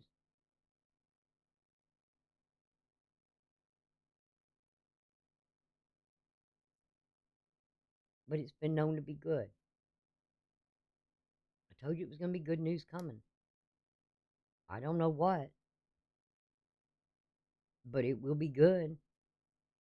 Now we got on the 23rd, the sun will be moving into Scorpio. And so we'll go ahead and jump over there into Scorpio. Look at the conjunction again. All this energy combined. I mean, that's some powerful energy there. We got the south node still conjunct with the sun conjunct with the south node. Something is bringing right along with it. That's going to bring something out. Going to shine on something here. This here with Pluto is not going away. Somebody's trying to hold back from something coming that's going to be exposed. There's things being thrown in the way of what it is. And believe you me, try as it might, and whatever kind of hand that I would say the government would have in something here, because remember, Venus was at 12 degrees and Jupiter was at 12 degrees just a minute ago before this switch. That is man's government. And look at it. Look at it. What is it? What does it do? What is it setting up here? From here, whoa, going up, whoa, whoa, whoa, whoa. Let's erase this a little bit. When I'm live, it kind of has trouble here. And Venus, straight up here to Pluto. Whoa. And these two energies being and working in unison. Whoa, come back here, come back here, come back here. I'm sorry, y'all. It always does that when it's live.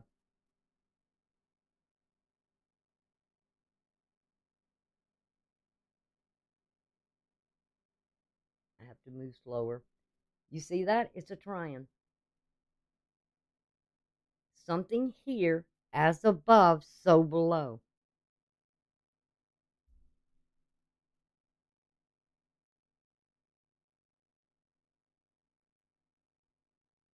Something is trying to, while these two energies, both of them, like I said, remember that before this sun moved and we go into Scorpio season, this was 12 and Jupiter was at 12, which, like I said, is the number of man's government. The authority, order, government.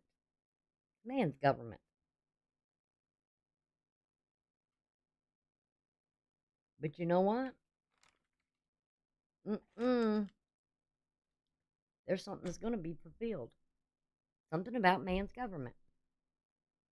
Like I said, is it something here where Biden will step down?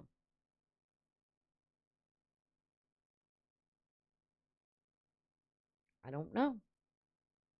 I do not know. But there is something sort of I do know that I did say something the other day about a regime change. Will Kamala Harris step up? I don't know. Do not know. But there is something here. I feel like a hand of something. The authority, the power.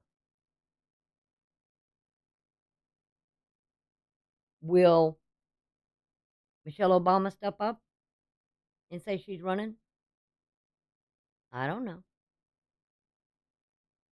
Talking about feminine energy. Will they put their hand in the ring? I don't know. But I don't like it. There's something that I still say is being hidden from all of us. But whatever it is, there will be some good news coming. Because if you have faith, do not fear, please.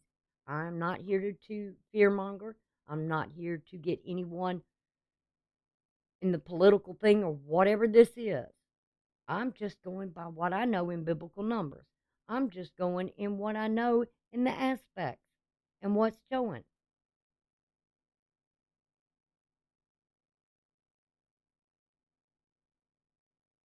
And I know that there's trions here. And I see them.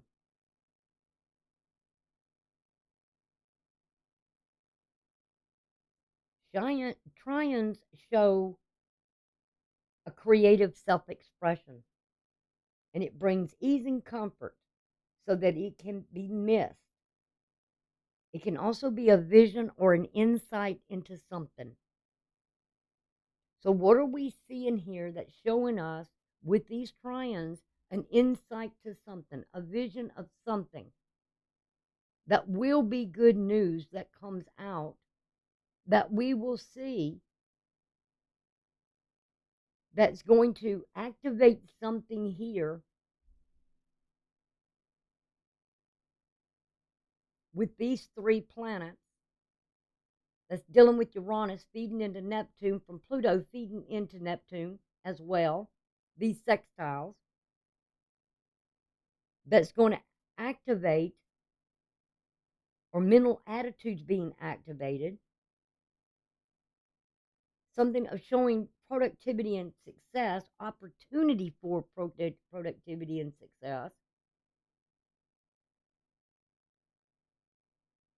I just worry. I just don't want to hear. I did hear some kind of news today about Nikki Haley going up in the polls. She's above DeSantis now. I mean, it's news. Surprise. I mean, she was the governor of South Carolina. I didn't care that much for her. I think she did some good works, but I didn't care that much for her. But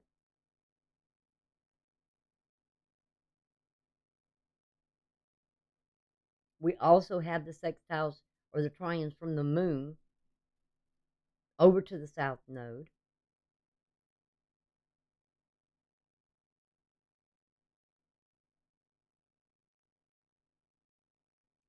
Just don't let your guard down, that you feel so at ease and comfortable with something that you're missing whatever this is that's coming out, that may come out. Don't take just don't take something for granted is what I want to say. Don't put your guard down just because whatever is being said or whatever comes in that you think, oh, this is going to be great, be grand. I don't think so. I do, but then I don't.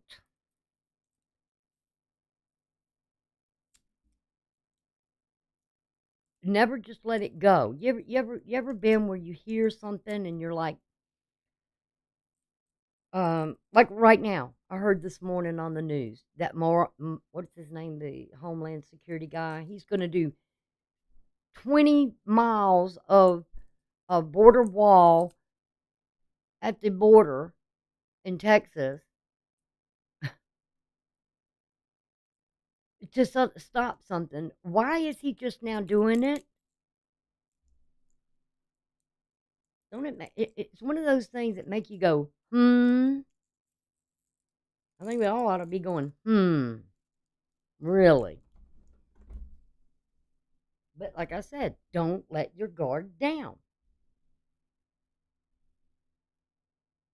Because this man has been so insistent that the border was under control. That's all we've been hearing. Every time we get into where the Senate was or Congress was at, oh, the border's under control. The border's under control. And all the while, we know that on the news it has been put out there that's already been paid by taxpayers' dollars, the wall or the so-called pieces of the wall have been being sold for pennies on the dollar. Your money. This is what they do.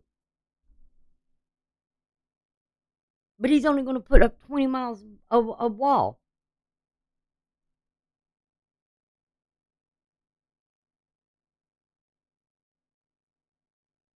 Is this because elections coming up? You ever notice the politicians,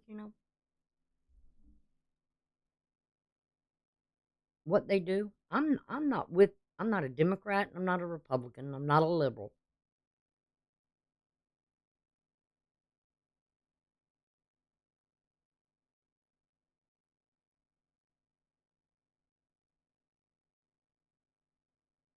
But I do have moral standards.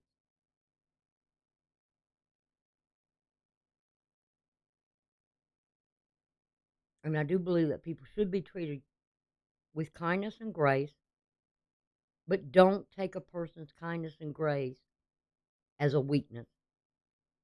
Better keep that in mind.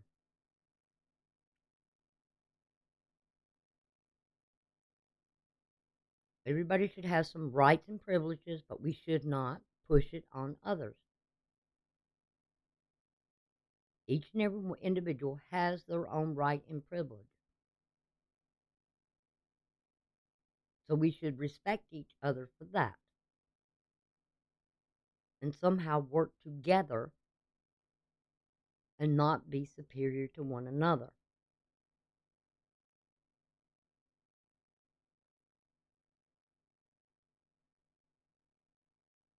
But we have to respect one another. Men have to respect women, and women have to respect men. We all got to get along in this world. And why? Because it is the men and the women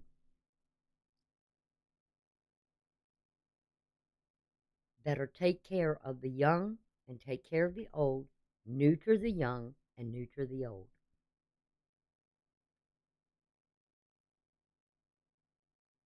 When we get in those ages, that's what we're supposed to do.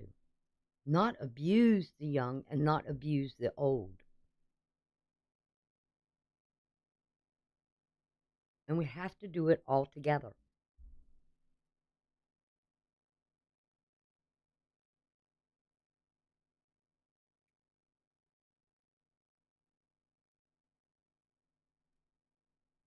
And that is God's work.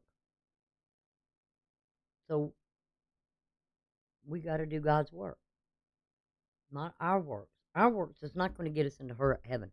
Just going out there and being a good person and say, well, I'm a good person and I'm going to go to heaven. Okay. See how far that can get you.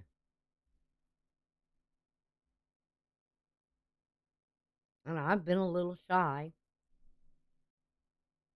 to talk about what I know and what I've learned, to know that when I look at the astrology and I know 0 is nothing, and I know 21 is something of the head and a departure. That means when a planet comes into a sign and into a house, it's there to learn something or an aspect to another part in your chart.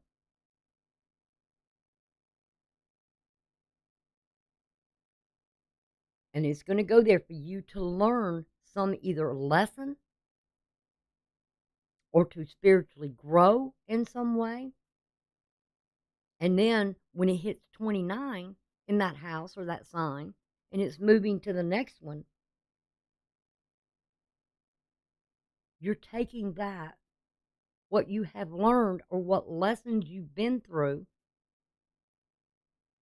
into another area of your life.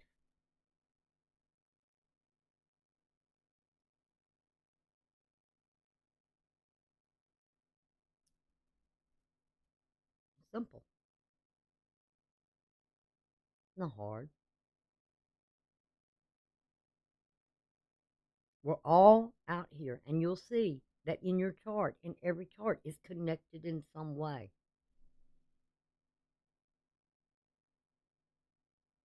Right now, I'm just giving you a simplest form without the ascending, without the midheaven. We're just going to look because it's all general. So the sun now has moved, what I said, we'll get on the 23rd, we'll be in Scorpio season. It's going to be tough.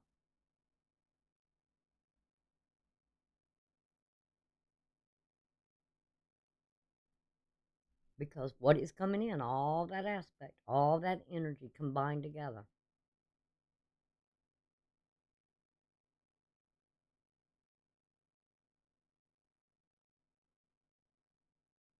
Sun coming in at 0. Oh, and look at the notes, 24 degrees. Ah, 24 is heaven's government. Something of prophecy. Remember what I said?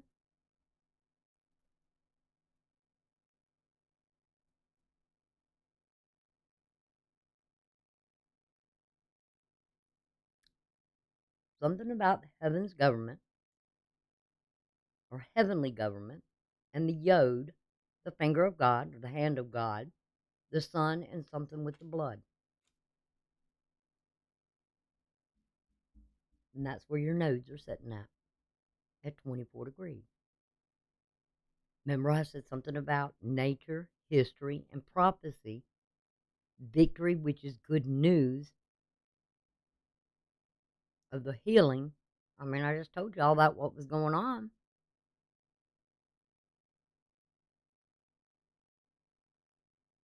And look what is here. Like I said, they still have the sextile over to Neptune.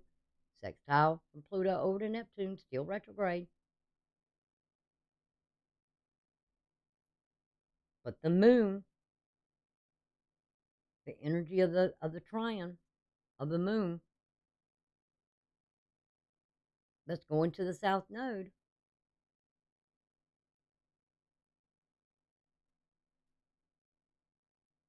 at 24 degrees. And look at the sextiles that it's going to here for the future. There's going to be something of,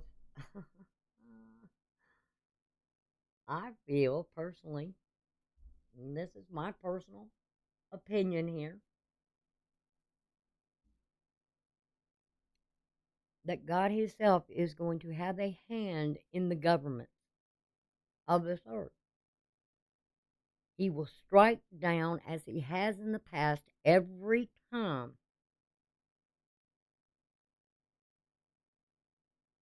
the leaders who have harmed their people that they were to govern over and protect.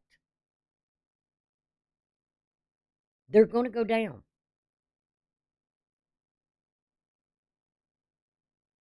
They will go down.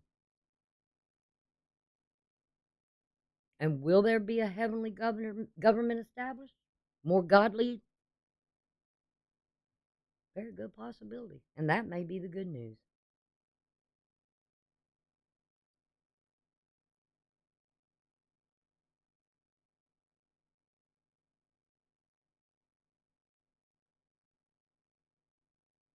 But we got to change as a society. I know that. We can't go on like this anymore. People can't be out there just hurting people and abusing people and don't care about the young, don't care about the elderly. And believe you me, I have seen people that have been so cold and so cruel to their own parents, their own children, and everything else. I've witnessed so much of it, that's why I stay by myself. I just don't want to be around people like that. I got nothing for them. I don't care for them.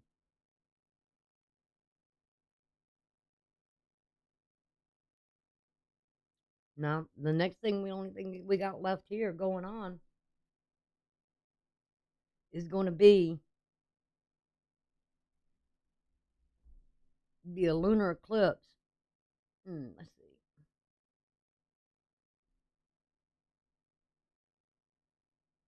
It's going to happen in Taurus.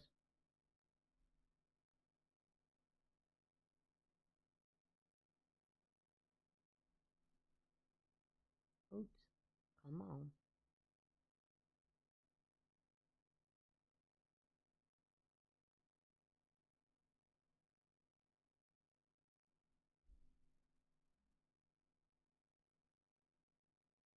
On the 28th,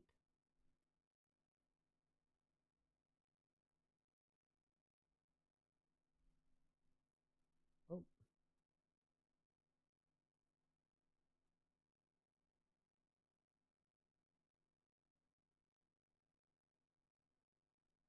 and it's going to meet up with the sun at 5 degrees.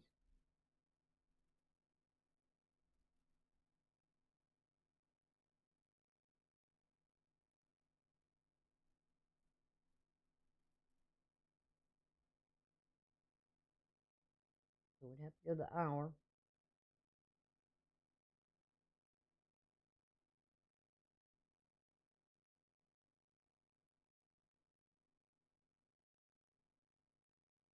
I'll move.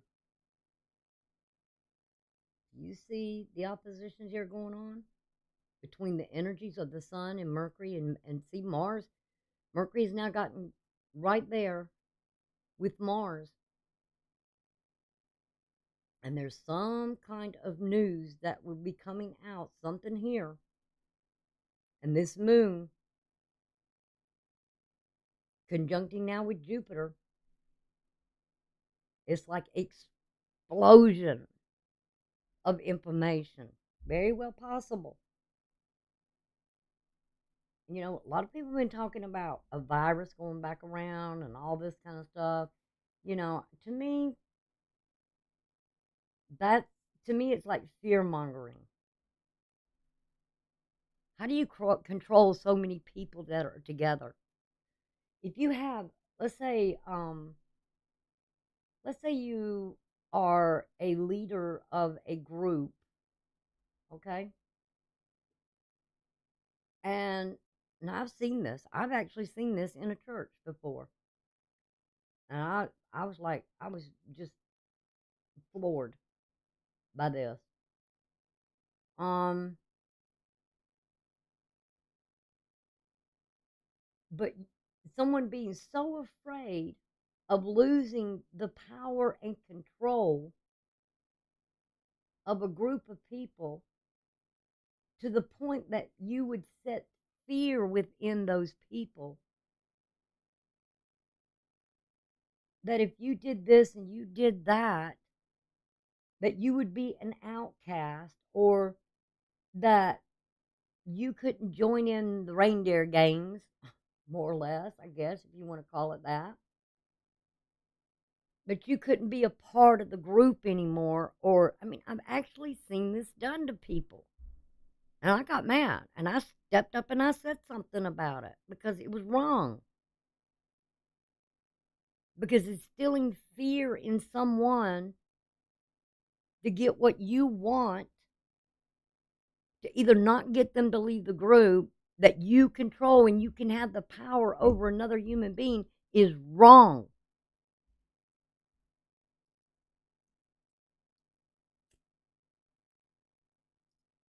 That's like if I came on here and say I had all these people coming in, a whole bunch of group of people, and I keep fear mongering at you about something here.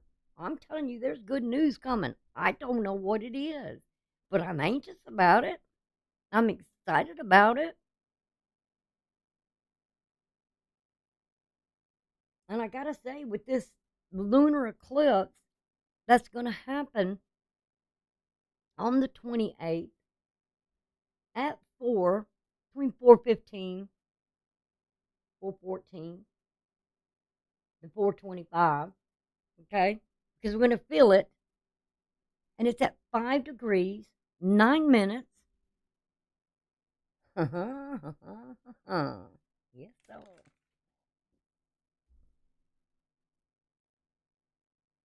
That is about, there's some kind of grace here, gifts, love that is being sent. Now, oppositions are all about showing capacity for awareness and objectivity. The conscious facing a relationship with illumination or frustration. That's what an opposition is all about. Is you're facing something with an objectivity of awareness of what the news is being given,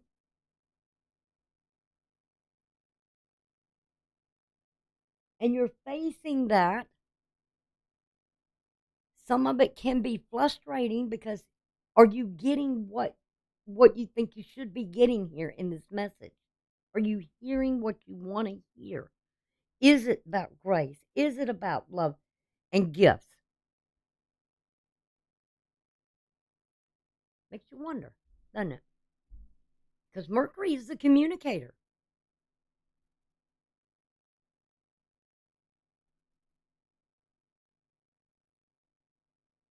Mercury is the head. It's your ears, it's your eyes, it's your nose, what you can smell, with your instincts, your mind. Your head holds the brain, the computer. There's a lot of electricity up there in that head. going on. And it goes out to the body. The body can't move without the brain. When the brain stops functioning, the body stops functioning. Just like when your motherboard on your computer dies, what happens? The computer dies. Can't do anything. So there's something here with the moon in conjunction with Jupiter, which is expansion. Remember that the moon is exalted. Its exaltation is Taurus. It's exalted in Pisces and it's exalted in Taurus.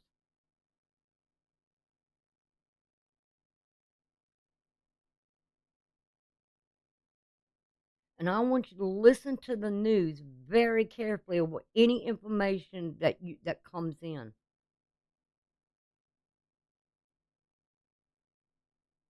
Because with Mercury being at 10 degrees, that has something to do with law. Sin, test, trials, witness, justice, judgment, conscience, moral responsibility. And leaven being that of disorder, disintegration.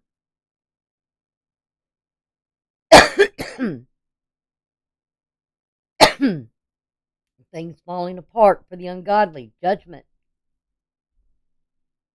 chaos.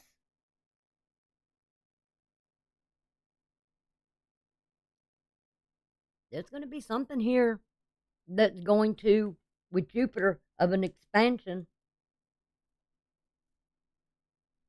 It's going to be wide. There's going to be trials, tribulations, law. Don't be surprised if you don't hear something. And I hope it's not. We got to be careful with rumors or things of military,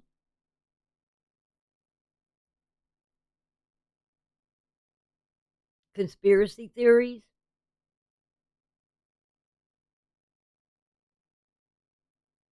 Because remember, Pluto is still in the square to the south node and the north node. And Pluto is still feeding that sextile into Neptune. Also, Uranus is feeding into Neptune. But Pluto is moving. It's on its way back to Uranus.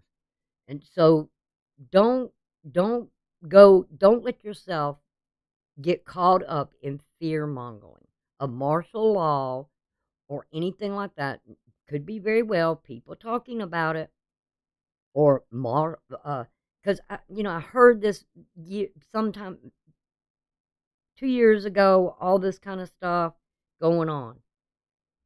And even at then, they took this thing that happened yesterday that we all know about, of something of what went on with our phones, emergency alert systems, all these kind of stuff. Don't get into the fear mongering. The only thing that we should fear is God Himself. Fear no woman, fear no man, fear no demon. If you are a godly person and you are doing God's work and you are a true believer in the heart and the faith, you should fear nothing except the divine, God Himself. You were not created, and I have said this over and over again, there is nobody who is created to have fear. Do not let yourself get caught up and rambling on about and spreading the stuff of hither, thither, and yon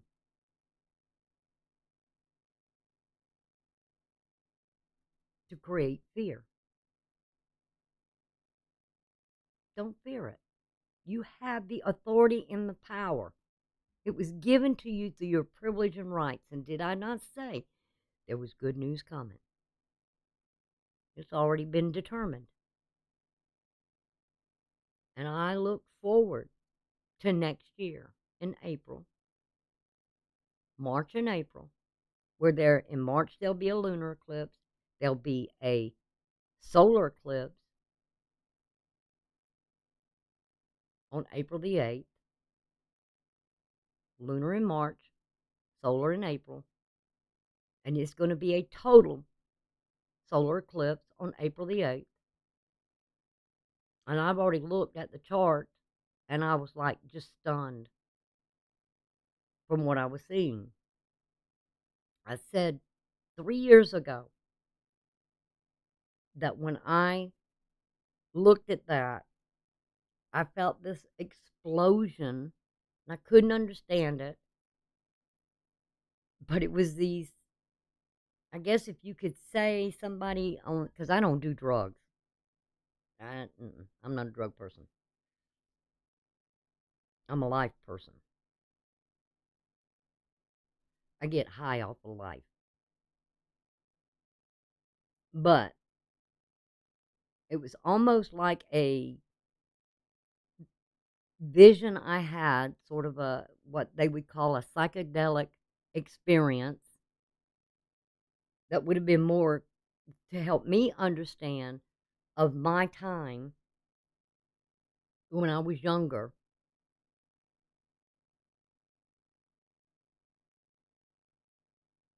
And there will be a time for peace and harmony coming again. And it was like an explosion of this. And I talked about it with friends. I talked about it with people I knew that felt comfortable telling it. And now it's like okay for me to say it. But I feel there is going to come within these 18 months where there's going to be this explosion of peace and harmony if you allow it.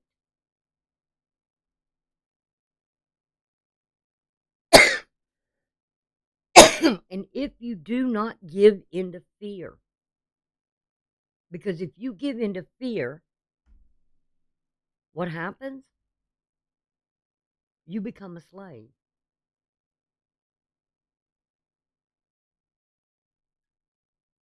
You got to have faith. And that's why I'm just not going to sit there and listen to it. Can't do it. It's not worth it. Because I am a person of faith.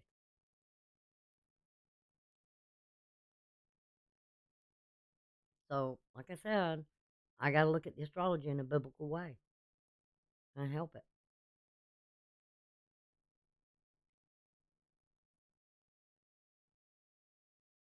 I'm just a person of peace. Don't want to argue. Don't want to fight. But don't take, and I will say this again, do not take and think for 1 minute that I am a weak person. I have been through sorrow like everybody else has. I've had to face death, not only with myself, but in my family and people I care about, people I've loved. I've went through hurt. I went through pain. I went through sorrow. I've been on both sides. That's why I don't get involved and I'm in with this group or I'm in that group. I'm in with God's group.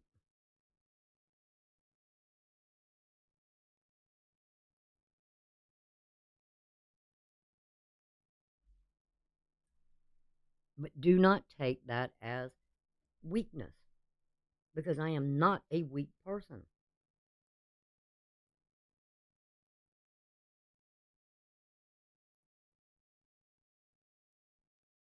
Sure, I've had tough times, but I've had to fight my way back out of it.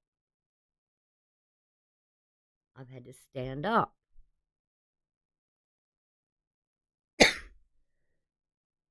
And this is where we all will have to stand up at some point.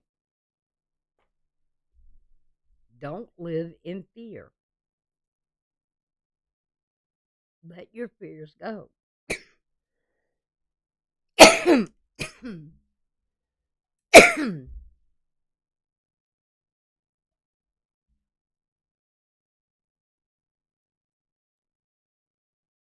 Face adversity. Face it head on. And that's what I'm seeing here. When you're talking about an opposition here, is facing something head on.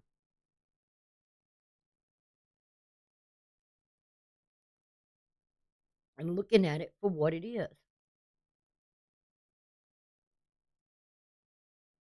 Because we're looking at water, we're looking at earth. Neither one can survive without the other.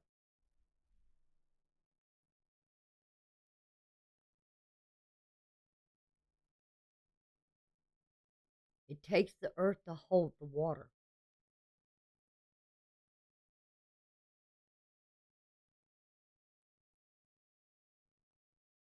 I don't even believe in climate change. I'm sorry. I don't. And I don't think one country feeding into this or whatever is like religion. Climate change is a religion.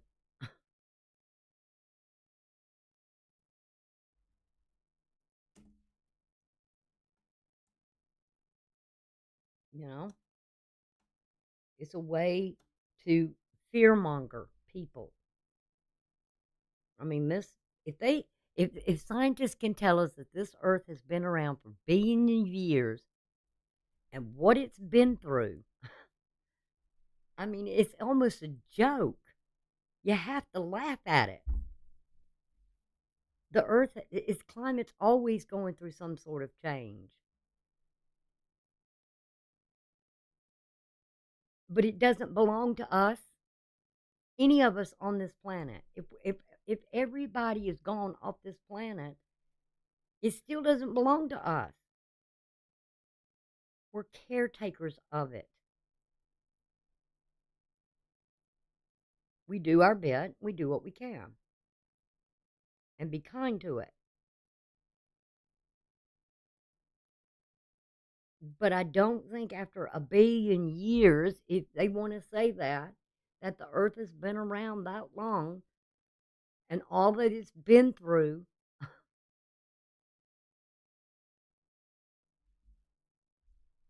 that the people on this earth can destroy it. It's not theirs to destroy. It's kind of it's like a running joke, and I gotta laugh at it. I'm sorry, but I gotta laugh at it, and I might take some hits on it. Oh, and I gotta say something. I came back yesterday, and guess what? I got my first troll. I was like, yeah, I loved it. I loved it.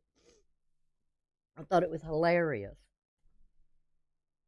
For the signs, um, uh, Aries, it will be the solar eclipse will be in your seventh house, or yeah, solar eclipse will be in your seventh house. The lunar eclipse is going to be in your second house. For Taurus, the lunar eclipse or the solar eclipse. Let's go with the solars. Let's go all around with the solar. The solar will be for Taurus will be in your sixth house. Gemini, solar eclipse will be in your fifth house. Cancer, it will be in your fourth house. Leo, it will be in your third house. Virgo, it will be in your second house. Libra, it will be in your first house. Scorpio, it will be in your 12th house. Sagittarius, it will be in your 10th house. Capricorn, it will be in your ninth house. Aquarius, it will be in your 8th house. And Pisces, it will be in your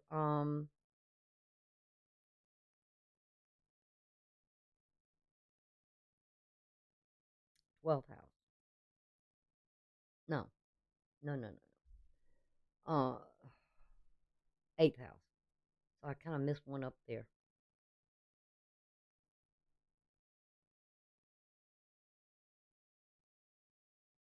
I think I did. I think I got it right. The lunar eclipse will be in Taurus, which would be Taurus's first house. It will be Aries, uh, or it will be Aries' second house. It will be the 12th house for Gemini. We go backwards around. No, yeah, it'll be in Gemini's 12th house. It'll be in Scorpio's 11th house. I mean, what did I say? Scorpio? I'm at Cancer. Cancer, it'll be in your 11th house. Leo, it will be in your 10th house. Virgo, it's going to be in your 9th house.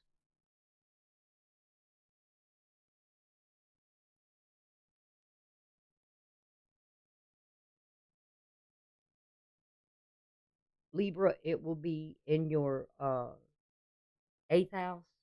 Scorpio, it'll be in your 7th house. Sagittarius, it will be in your 6th house. Capricorn, it will be in your 5th.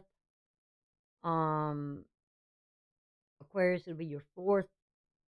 Pisces, it'll be your 3rd. And Aries, it'll be your 2nd.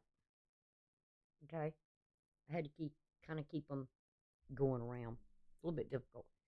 But note those ones, okay? We're all going to survive it. It'll be fine. It'll be challenges we will meet. Whatever that changes from the past. Remember this eclipse with these nodes being in the houses that they're in. The solar eclipse on this will last for 6 months because it will go to the next solar eclipse, which will be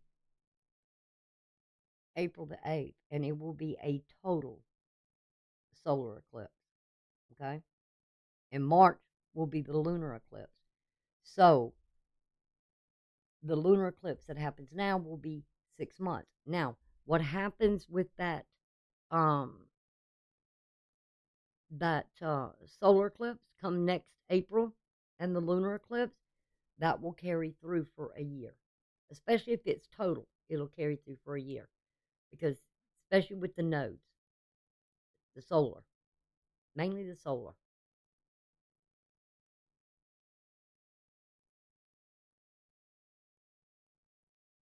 Because the lunar nodes stay in a sign for 18 months. Okay? And I don't know if the one in March of next year is going to be, wait a minute, I can tell you right now if it will be. I don't think it's going to be, but no, it will be an angular. So we'll have another angular. Well, we had an angular solar, but this time it'll be in March, it'll be an angular lunar. The next total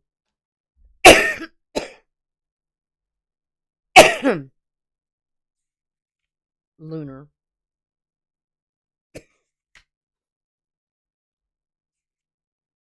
I need some water. Water.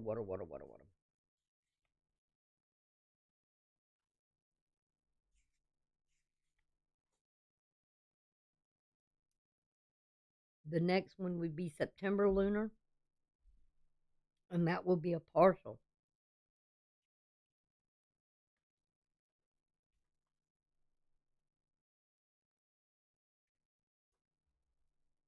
So it'll be somewhere probably 2025 when we will have a total lunar. And I haven't pulled that yet, so we'll worry about it then, I reckon. We'll see how it goes. But like I said, don't live in fear. Okay? Now when I come back, I will begin to do the the cards because I want to get back into them. Okay, and believe you, when I do them, I will be using your personal astrology. I mean, not your personal, but your chart for each sign. I'll be looking at that and I'll see where the planets are. And we know what's going to be happening. We know when it's going to happen. I've already got it listed here and I will be looking at it. So, and I'll be looking at the dates and I'll know the dates. So, I'll know if it's something with Mars and the moon and what exactly it's what the cards are kind of pointing more to. Okay? So thank you for joining me. I've had a good time. I'm so glad my girls showed up. Love you girls. Y'all take care and I will see y'all later. Okay. Bye for now.